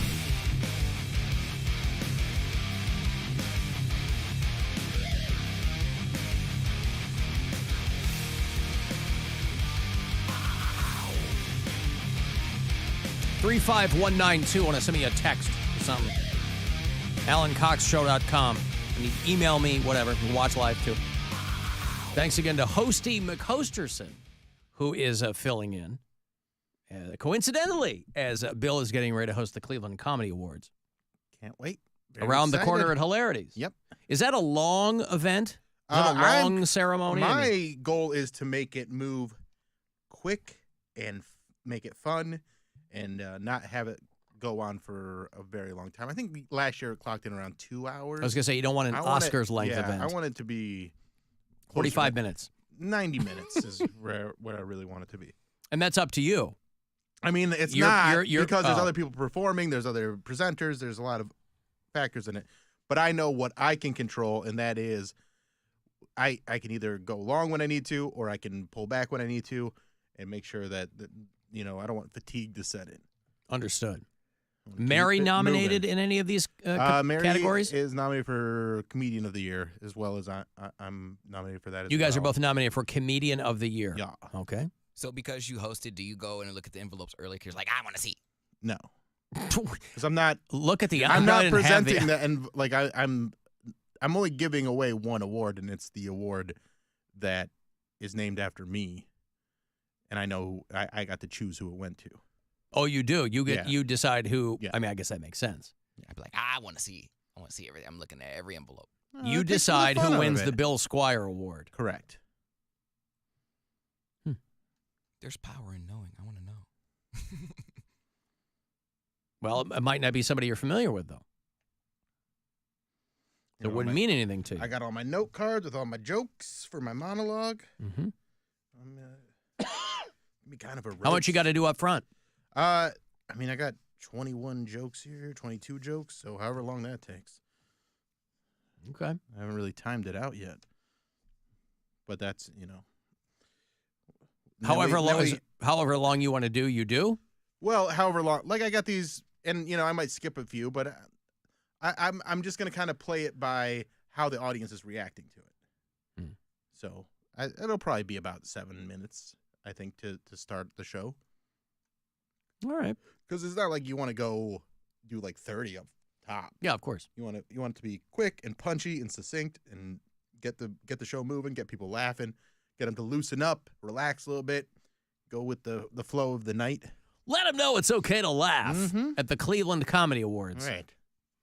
Well, if you're not part Sponsored of that, by the Funny Bus, which we're doing stuff again with them. We are. Yeah, we will be back It's really up to me and you, huh? It is. Yeah. Yeah, Bill and I will be your hosts again this season on the Cleveland Funny Bus. I don't know when we're starting that. We're starting it sometime. Probably in May, like last year, right? Yeah, around there. May or. Yeah, I think first or second week of May we'll be starting that. But obviously we'll have all kinds of details for you. But that's a lot of fun. It is a lot of fun. I really enjoy the Funny Bus. If you're not taking part in any of that tonight, Cavs are here on the Buzzard. They beat Charlotte here at home at the Romo Fijo by a pretty wide margin. There's 115-92 or something. And so Charlotte is going to try to even that up tonight. Cavs go down there. 7 o'clock is your tip-off on MMS and on the iHeartRadio app. 6:30 is when the pregame coverage will begin on MMS. Alan, for the longest time, I disagreed with you about chocolate. But I'm 35, and I finally tried dark chocolate, and now I agree with you that milk chocolate is for children. Preach it, brother. Well, of course. Welcome to adulthood. In all of its splendor and glory. I know that there are some people who very much enjoy milk chocolate. But Dave Kowalski, I think that was his name, who sent us that box of goodies the other day, was kind enough to include some dark chocolate for me. And I appreciate that. Tia called us. She wanted to make her self heard. Tia's 314 on the blacklist. You might remember her. We've met her on a handful of occasions. Not for a while, but she's always out there. Hey guys, this is Tia, 314 from the blacklist, and just wanted to extend my good wishes and congratulations on Poundcake for getting another gig. He will be missed completely. I look forward to hearing all of his thoughtin' and bobbin' stories and his just everything. I'm gonna miss you. I'm proud of you. Thank you for making the show much more. And it does suck that you're leaving, but I'm glad that you have a great opportunity. So, thank you, and good luck to you guys. Good luck to you, Poundcake, and kick ass, man. Take care. Love you. Bye. Where will you be letting people know about all the thotting and bopping? I guess on Instagram. It's going to be weird not having this outlet anymore because I do save my venting and my ranting and funny ideas or, dreams that I had that, I was like, oh, I got to talk about this. Now it's like, oh, if you want to tell people, you tell them on Instagram like everybody else. Mm-hmm. You air dirty laundry, you out family members. Like, now all that stuff has to go on All Instagram. your laundry's in garbage bags, I thought. Dirty laundry. Oh. Yeah, that's the clean laundry is in the garbage bags, right? Oh, the clean laundry. Yeah. I'm sorry, I've gotten them screwed up. Yeah, no, my dirty laundry's in a hamper. All right. My dirty laundry's in a hamper. Clean clothes, they're just in garbage bags yet to be put away because I was like, what's the point? What's the point? What's the point? Like, I got one dresser in a closet. Like, my closet doesn't have, like, a rack in it. It just has, like... Well, but you'll be making more money now, so maybe you'll... Pay someone to do it? Yes, absolutely. Or buy hanger. Yeah, he'll get California closets over there to outfit the whole thing. Yes, I will absolutely pay someone to do it. I love those California closets commercials because they really... Boy, you want to talk about, like, a first world problem, right? There's a couple of different ones where one of them is a retired couple. And they talk about how it's a common story, right? Oh, the kids are all gone, and so we're downsizing, and so we needed them to come in and do our closets. And, I know nothing about that particular company, but I know that kind of service is not cheap. It's quite expensive, depending on what you want done. And so they talk to the retired couple, and part of the commercial is them putting their Murphy bed back into the wall. And I'm like, boy, that is downsizing. When you're back to a Murphy bed, you've come full circle. You know what those are, yeah, Cody? Yeah, they fold out, right? I guess I explained it. Yeah, but a lot of very small apartments back in the day would have Murphy beds. My roommates in San Diego, they had a 200 square foot efficiency, and their bed fell. There you go. Yeah, I mean it's handy. It goes into the wall. It folds in. And usually, how Jennifer Murphy got her fame. I want to be ninja. Oh God, that was her. Yeah. Do we go back to that? I mean, oh God! Please, I gotta hear it one more time before I want to be ninja. Was she selling Murphy? No. Yeah, her company was called Murphy Beds. It was like a play on her name, but she wasn't selling sheets. Murphy Beds, right? Yeah, I think she was though. Really? Murphy Beds are sheets.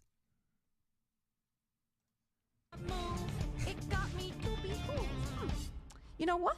Maybe I too could be ninja. The Asian girl standing right there watching her. Best part. I want to be ninja. I want to chop chow down, take chow down to Chinatown. I want to be ninja. I started training hard. I think I could go far. I am a natural. That's matter factual. I learned to chop real hard. I fight with credit card. I use my nunchucks, even while feeding ducks. I throw my ninja star, also very far. I do karate moves with a go-go woo. I learn my ninja kicks. Anyway, you get the, you get gist. it, yeah. That was what? You thought that was gonna be a real hit 3 years ago. I thought it was farther back. No, than no, that. that's when they re-up because they have to re-upload it every once in a while because it keeps getting taken it down. keeps getting pulled That's down. like 10 years old. I was gonna say. I Yeah. thought it was way. I mean, that girl, probably just mortified. I want to be ninja. But it was like a video. This was a girl that had a lot of money, right? Or she had benefactors. There was like a movie. And she was on The Bachelorette or something. Oh, she like was that. really? Or Bachelor, I think. Bachelor, yeah. Yeah, I didn't know. I mean, just fundamentally, not that this would have crossed her mind, but ninjas are Japanese, not Chinese, right? Yeah, I don't think she was looking at chop, chop, chop to Chinatown. Ninjas are Japanese, you dummy. I think that adds to the reason it was so. I guess offensive. so. Yeah. Somebody in Ohio won. They didn't win the Mega Millions jackpot, but they got $1 million. Somebody hit enough numbers in Ohio to get $1 million. But they're not a millionaire, though. Well, taxes taken out. What they get? $600,000. 600 grand. Are you gonna? Yeah. I'm just saying. You're gonna sniff at that. At that All point, right. Poundcake's like, why even take the money? You're not Of course. a millionaire. Can I win? They're not saying they're a 1.5? millionaire. I'm merely saying that they won that much money. Yeah, people in about 8 states won $1 million. Somebody in New York State won $3 million, but there is a winner of the $1.13 billion jackpot. Somebody, I think, in New Jersey won. I don't ever play these. We talk about them, and I don't know when they draw. I don't know where you get them. I guess you can get them anywhere. But You can get them on the app now. Can you really? Yeah. You can buy a ticket on the app? Yup. You don't have to go to Giant Eagle and have Nope. them. And so I don't, this person in New Jersey obviously wants to stay anonymous. $537 million would be the cash payout. Or they can pick the annuity. Mark Cuban always says, take the annuity. Because he's like, becoming very, very rich doesn't make you a good investor. It doesn't make you smart or shrewd with money. And a lot of people take the lump sum. But he's like, but a lot of people are not good at investing. Or you blow it, screw investing, or you blow it too fast. You don't become smart when you win the lottery. So he's like, take the annuity. You'll never run out of money. You'll get it for $29. Now, the reason a lot of people don't do that is because if you die, that's it. That's it. It's not like it goes to your next of kin, right? So I think that's why a lot of people do take the lump sum. I mean, can't you just take the money and just live a little bit nicer life instead of trying to buy everything your heart desires?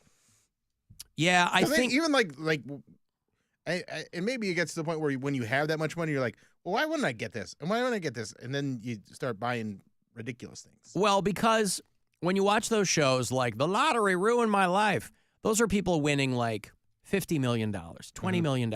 If you win $573 million, you're not probably going to blow that money.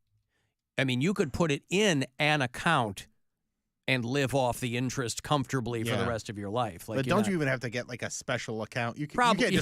You can't just put that into your regular savings account. You can't, or your checking account. There's a limit. Mr. Cox, we saw that you made a digital deposit on your banking app for $573 million. Is that incorrect? Is that correct? Yeah, we're going to have to put a hold on that for a couple of days. Yeah, I signed up for mobile deposit only. I took a picture of the front and the back of the check. It was comically large. That was the only one they sent me from the Ohio Lottery. But, Mark Cuban is a smart guy. And so he's like, people should take the annuity. But obviously there's problems with that. But, good for them. Now that Poundcake's going to be making a bit more money, he can be playing the lottery with some regularity. I was playing the lottery every day working for this job. Oh, were you really? I mean, how much is a lottery ticket? I know I'm not talking scratchers. I mean, if you go to buy one of these, you go, I want to play the Mega Millions. It's not a $1 ticket, right? Like $3 or $4. Okay.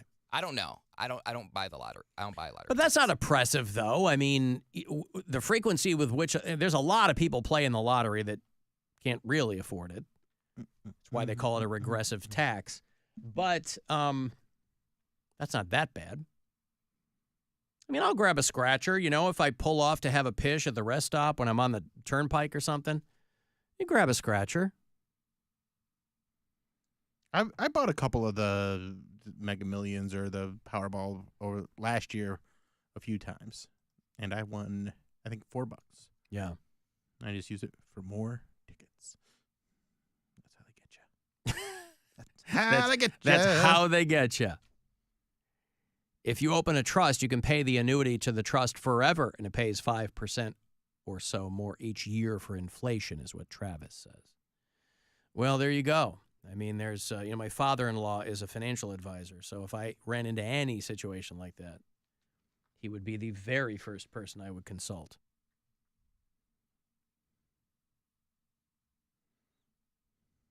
Alan, I'm going to miss Poundcake. Who else is going to be able there to tell us what's lit or not? I'm sorry. Bill and I and Mary, we will be more than capable of keeping you apprised of what's lit or not. Think I don't know what's lit, fam? Come on. No cap. No cap.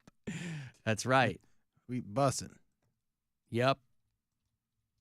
I've been recording all of Poundcake over these years. I've been recording all of his plays on words, and I'm just going to compile them and spit them back out. A draw, which is one number, is $2, someone says. One number? What do you mean one number? That's like you get one series of... Oh, series of... Okay. Yeah. So other people can go, I want to pick these at 5 and these 5. And okay. Well, one of these days I'm going to do that. Ninja was 9 Inch Nails and Jane's Addictions tour almost 20 years ago, somebody said. No, that's new to me. Okay, I've got to take a break here. We're going to get Cavs pregame on the way at 6:30, and then 7 o'clock, they're going to try to make it 2 in a row against the Hornets. They are in Charlotte tonight. If you want to get the last word in, send me a text, 35192, and we'll be back. It's the Alan Cox Show. Everywhere on our free iHeartRadio app. Or whatever